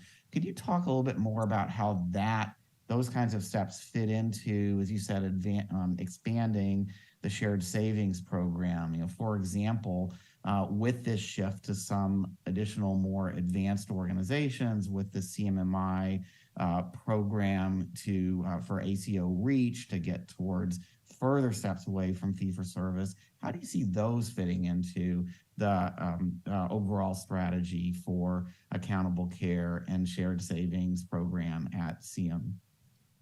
Yeah, that's a great question, Mark. I think a lot of times when people think about value-based care, right, or these, alternative payment models, you're just thinking at that end state where you have this advanced model. But there is a continuum. There is a learning process that everybody is engaged in, from the people who are seeking care because they don't necessarily know what's possible, to providers who are for the first time perhaps engaging in a different way of approaching the health of the people that they are caring for. And so that continuum is very important. It's critical to strengthen if we want to achieve our goal. And so some of the proposals that you alluded to are intended to serve that purpose. So for example, where we have proposed to pay for community health services as part of primary care, so that people can get the services they need by being able to pay for this. It provides the resources so that healthcare providers can engage in a more holistic approach to take care of people. Similarly, we're proposing to pay for principal illness navigation, care navigation services for people with chronic illness. I think all of us would agree that this is something that is very important if you want care to be successful. But to date, that has not necessarily been reimbursed. And if you can provide these opportunities up front, it enables healthcare providers to start changing the way that they practice, so then they can develop the expertise and the confidence to then engage in these more advanced models and take on downside risk. So it's kind of building that muscle memory on that delivery side that goes hand in hand with better alignment of the quality metrics, and where we are working across the MIPS program in Part B fee-for-service and the Medicare Shared Savings Program to better align the quality metrics as well, so that healthcare providers that may not be in an ACO yet are still being held accountable now to, some of the same concepts, so that again, it can help build that muscle memory, that capacity, and that confidence to be able to move along the continuum. And so some additional programs that CMMI is piloting that could help fully develop that spectrum, including from the starter and all the way up to the more absolutely advanced end. You mentioned getting more providers engaged, and these steps are clearly intended to do that. Could we talk about specialty care? So this has been a big topic for our conference. It's also one where on the MIPS side and then on the participation in alternative payment model side, it's perhaps been more challenging with all the attention to primary care. How do you see that fitting together?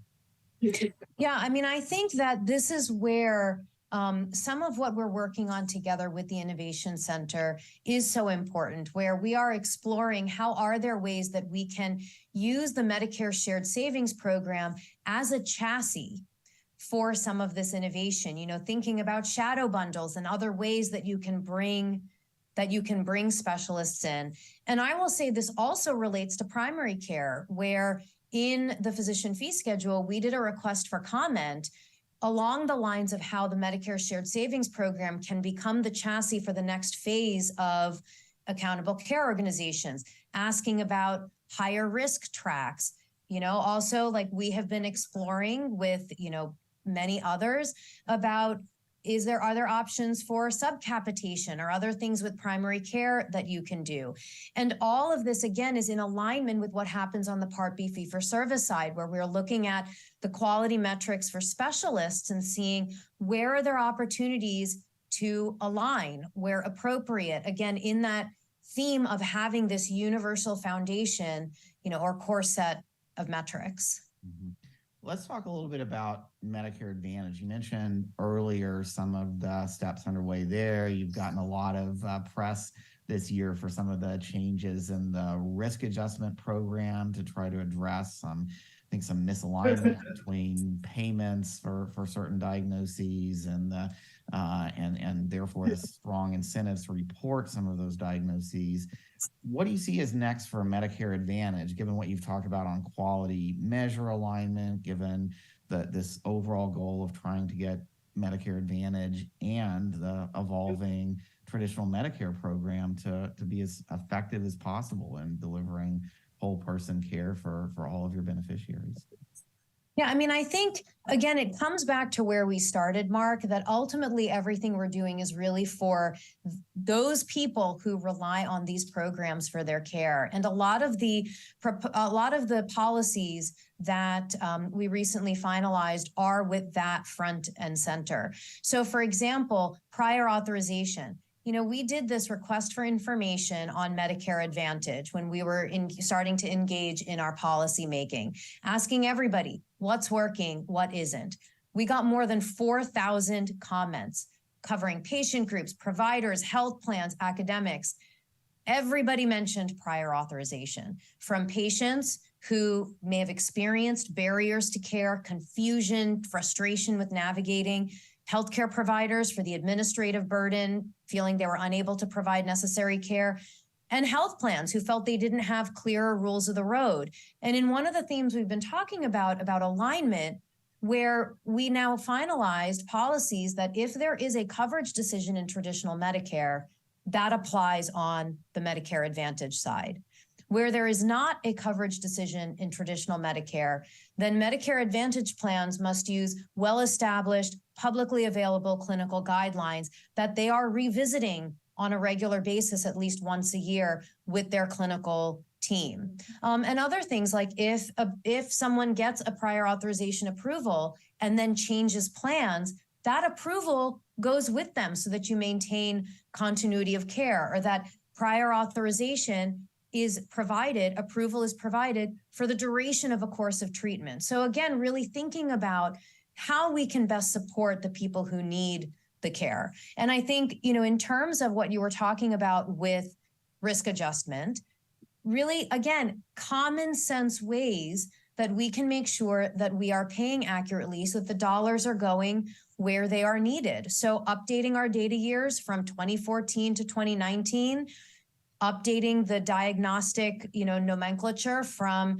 ICD-9 to ICD-10, and also taking a look at where there are differences in coding that don't necessarily translate to changes in the cost of care, because ultimately the purpose of risk adjustment is to be able to direct dollars to where the care is being provided. So, I think those are, some examples of how the same themes that we're talking about keeping people at the center, about trying to think about health more broadly, trying to line across our programs really, comes into play. As you look ahead, do you see further steps in areas like risk adjustment, or you talked about performance measures earlier? Medicare Advantage uses the STAR systems. The shared savings program has a set of performance measures that are similar but not the same. Do you see further opportunities for alignment there, both to, as you said, promote the goals of the programs, leverage them more, but also maybe to reduce administrative burdens and costs and things like that? Yes, and a great example in our advance notice that came out earlier this year, we had a request for information about how Medicare Advantage star ratings can be better aligned with other programs. Similarly, with the Medicare Shared Savings Program, constantly iterating on the clinical quality measures and how we can ensure better alignment with, Part B fee-for-service. So that absolutely is an iterative effort. We also finalized a health equity adjustment in the Medicare Shared Savings Program to reward excellence for underserved populations, whereby an accountable care organization, if they meet their quality metrics and they're caring for a large proportion of more vulnerable populations, they can get a bump up. Similarly, in the MA side, we have a health equity index in star ratings, whereby plans that care for underserved populations, if they meet their quality metrics, then they can have that incorporated as a plus up on their quality bonus payment. So again, really thinking about that alignment across our programs with our policies, and keeping in mind that ultimately, the fee-for-service chassis really underlies a lot of it. So things like making sure that we are looking at community health, looking at care navigation. We haven't talked about behavioral health yet, but that's another area of alignment. And where we are looking, for example, we proposed an add-on code for complex longitudinal care, which will support primary care and behavioral health and fee-for-service, by providing extra, payment for those important services that again then translates for providers who are caring for these patients to develop those skill sets to be able to invest in what is needed to care for their populations. That ultimately translates across our Medicare programs and across communities writ large. Mina, there are a whole lot more issues that we could talk about. I want to thank you for joining us at this conference, again, despite everything else that's going on. Any final points that we haven't covered or recommendations that you'd have for our conference participants, both in person and virtually, who are really engaged in these issues around trying to advance more person-centered care? I would say first, thank you for all of the work that all of you are doing. And our partnership is critical to success. We are putting, pedal to the metal, really trying to drive very important changes in care that, again, I experienced personally as I was caring for patients, that I know many of us have, if we're healthcare providers, healthcare experts, or just being patients or family members of, patients ourselves. And so being able to engage, hearing from all of you of where there are opportunities, where are things working that we should be scaling up, where are things not working that we should be iterating on, and then really partnering with us so that when we do put out policies or new programs, that we are making sure that these are coming to life on the ground, because we are determined to expand these holistic care models, accountable care, and not just for traditional Medicare, but across all of our programs. Nina, really appreciate all your efforts at this critical time for the Medicare program and for our nation's healthcare system. Thanks again. Thank you.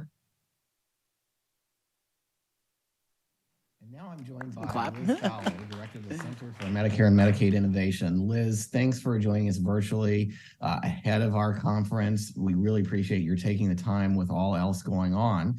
I did have a chance to speak recently with Mina Seshamani about your shared goals at CMS, enabling all Medicare beneficiaries to have access to high quality, coordinated person-centered care, including both advanced primary care, effective specialty care. And Mina and I talked about some of the steps at the Center for Medicare that are part of CMS's overall strategy on achieving this goal. And she particularly highlighted the coordination between her center and CMMI in such areas as piloting new steps to enhance the impact of Center for Medicare programs like the Shared Savings Program, for example, in implementing advanced payments for smaller primary care practices in underserved areas, and also working together to implement more aligned and better quality measures and incentives. From your perspective, what do you see as the most important current linkages and most important future linkages between CMMI and the rest of CMS to advance the 2030 goals? Thanks, Mark. And first of all, thanks for the flexibility to pre-record these remarks, given the uncertainty surrounding current events. Unfortunately, pre-recording means I don't have the benefit of hearing the other speakers, but I really appreciate the opportunity to participate and wish I could have been there live and in person. With regard to your question, I think, as you've talked about, linkage to meeting these goals and linkage between CMMI and our innovation models with the Shared Savings Program and the Center for Medicare, I think that's really key to being able to meet our 2030 goals. We really see this approach of using SSP as a chassis for innovation as a big part of what we plan to do. It means we're thinking really carefully about future alignment and what's possible. It also means we're thinking about future pathways for the innovations that we're testing. I think this work is evident in the PFS rule, including the request for information and the signaling that we've been trying to do in recent joint publications and blogs. For example, the technical updates to AIP and the request for information on adding a higher risk participation option in SSP that could build on learnings from ACO REACH. And we're using all of this feedback to inform future rulemaking. We've also said publicly we're exploring the idea of a primary care prepayment or capitation approach in SSP. These are all joint projects and initiatives. In terms of future linkages, we're focused on the importance of building the primary care infrastructure. I think we're looking for ways of creating new ACO opportunities. We know that the higher rate of primary care providers in an ACO is critical to a successful ACO. This means bringing more primary care practices and pathways to value-based care and advanced primary care. That's something we're also talking about together, but it's also evident in, for example, our Making Care Primary model. It also means bringing more safety net providers in. I think another important linkage and an area for exploration is better integration of specialty care and primary care. And I know we'll talk about this a bit later, but that's another area that we're actively exploring. I just want to make one more comment, and this is something that Mina and I have talked about, is the real need to increase public understanding and appreciation for value-based care.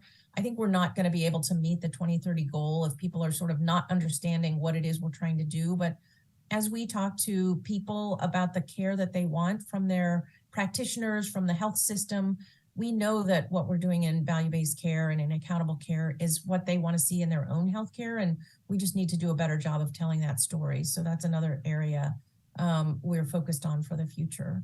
Well, maybe we can talk a bit about that. That is a topic that I'm doing this without benefit of complete hindsight yet, but that is a topic that will come up at our conference where this interview is running.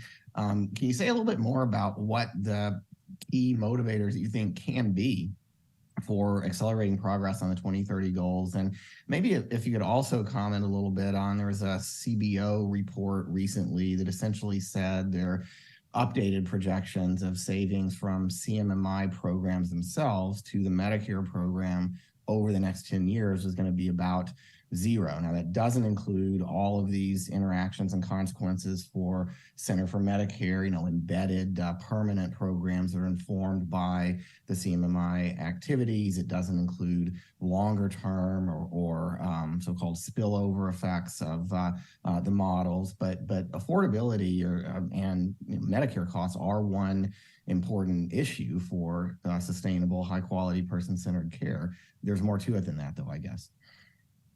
Well, obviously, we're reviewing the report very carefully. And I'll say, just as someone who worked on the legislation, we were really pleased at the optimistic assessment that CBO had back in 2010 for the potential for savings in the innovation center models. I think, they've obviously, one of our top priorities is driving innovation and building the foundation for a health system that achieves equitable outcome through high quality, affordable, person-centered care. And the Innovation Center is really critical to achieving this vision. And our first 10 years of testing and learning laid that foundation. And I think they've given us credit for a lot of what we've done. Every model we've tested has yielded important policy and operational insights. And I think we're going to take those learnings into the future. And I think we see a lot of potential for future pilot programs and the future of value-based care. So we're not deterred, and I think we will continue to review the report and have more to say once we've absorbed it. Well, one of the issues in the report, and I did have a little bit more time to look at it, was the importance I think CBO placed on having a coordinated set of models going forward. As you just said, the early years included some early implementation and a lot of learnings.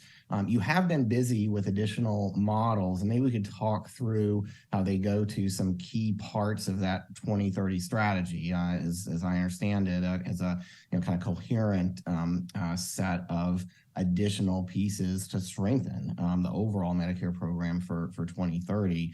One of those one set of those models is focused on a number of primary or total cost of care issues, the guide models, mentioned the Medicare, Making Care primary model, the AHEAD model that just came out for sort of all payer combined reform efforts. A couple of things that these models have in common, aside from strengthening primary care, is that they stress multi-payer alignment with reforms intended across public and private payers, federal, state, et cetera, and longer time periods of implementation. Are those the right distinctive features to see coming out of these models? Is there anything else, other insights you'd have about how these models are fitting to that more clear progress, that 2030 goal? Well, first, let me say the longer model runs, you've noted the two themes and the multi-payer alignment. I think, just as the CBO report indicates, that possibility for savings. We think when you're looking at areas of historical underinvestment in healthcare, like primary care, healthcare in rural areas and underserved communities, when you want to make those investments and start generating changes and a return on those investments, it requires a longer runway. So hence especially when you're thinking about a voluntary model. So 5 years is, the typical model time. We're looking at longer models, and I think that's a real key feature to focus on.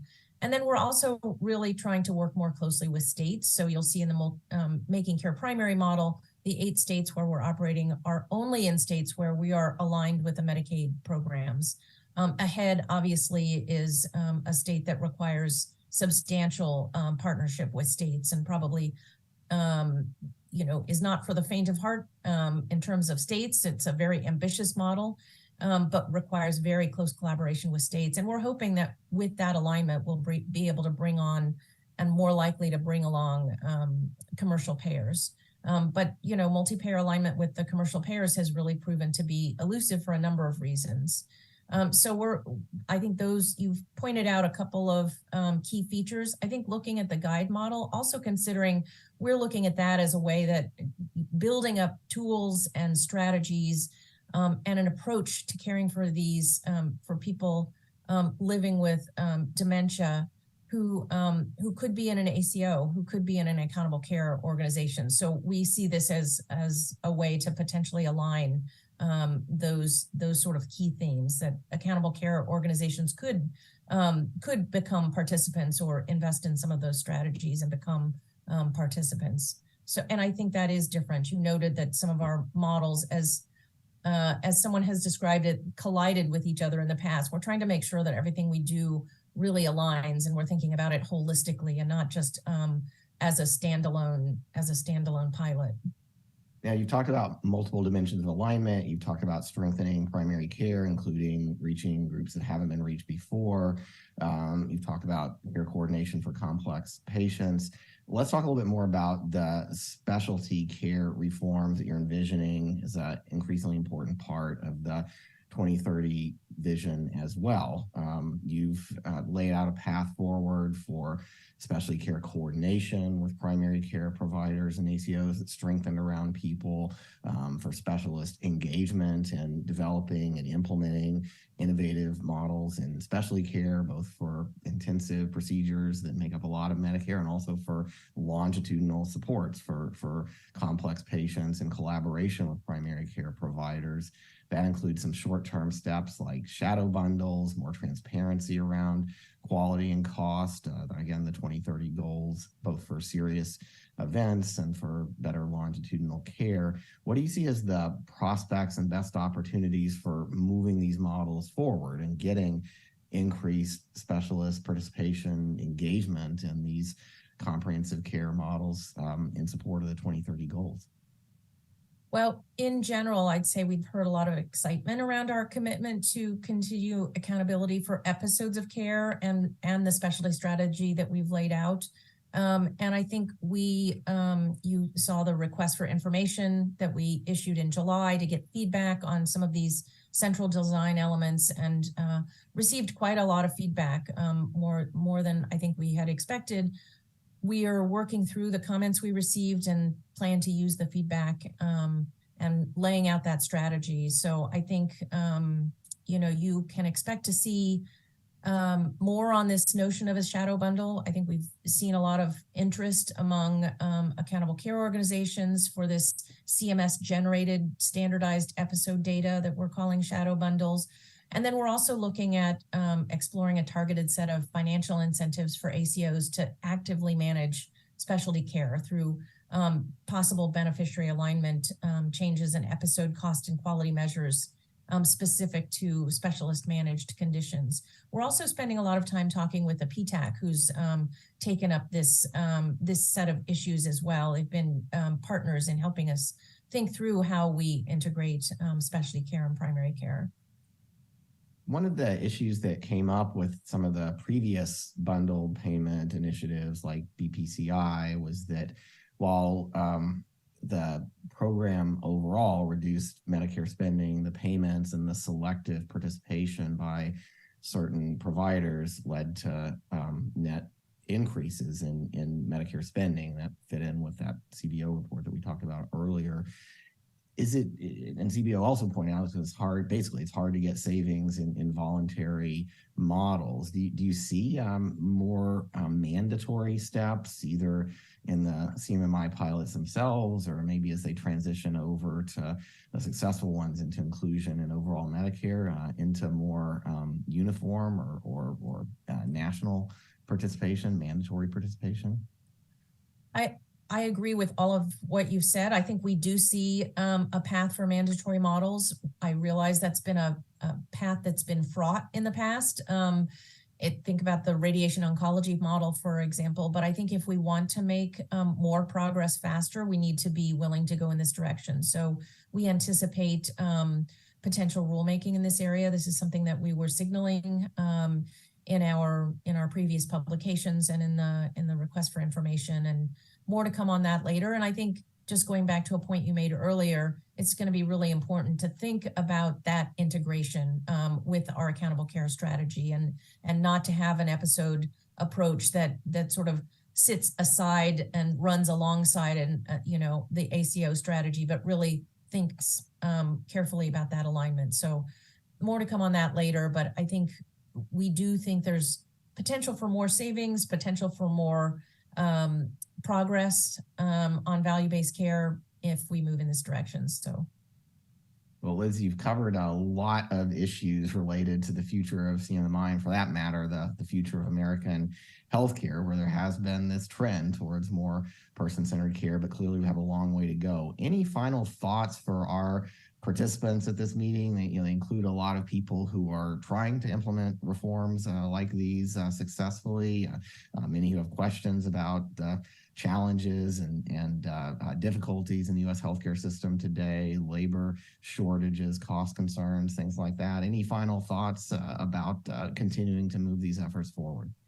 Well, and thinking about that notion of moving towards a mandatory model, we know that there have been challenges in the healthcare system with workforce, with sort of just recovering from the pandemic. And we know we are keeping close tabs and hear from a lot of folks out there in the field, the challenges they're facing, but we still think it's really critical to make progress in this area. And if we want a better healthcare system, I think we need to move in this direction. And I also look back at that New York Times article that suggests there's been actually quite a bit of bending of the cost curve in our health in Medicare spending over the last decade. And we think that there's a contributing factor from some of the work we're doing. And, can we put our finger on exactly where that happened? I think that's probably a harder question to answer, but we think this is the right path, and we think we can make more progress along those lines if we continue with what we're doing. So really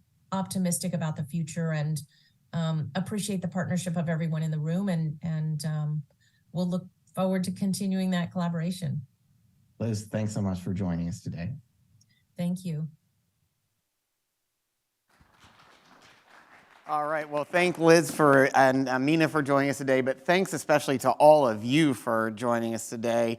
You've heard, I think, a pretty comprehensive report of where we are with getting to the 2030 goals. In short, we have quite a ways to go, but there are also a lot of positive notes and a lot of good ideas about the path forward from here on what a more comprehensive approach to accountable care could look like in Medicare, on what some of the key supports needed are to get there, on some other things that might need to change along the way, talking about modernizing risk adjustment, which came up a lot, for example, is looking back in Mina's background, same furniture that was in CMS when I was there, maybe time to modernize the data systems a little bit more.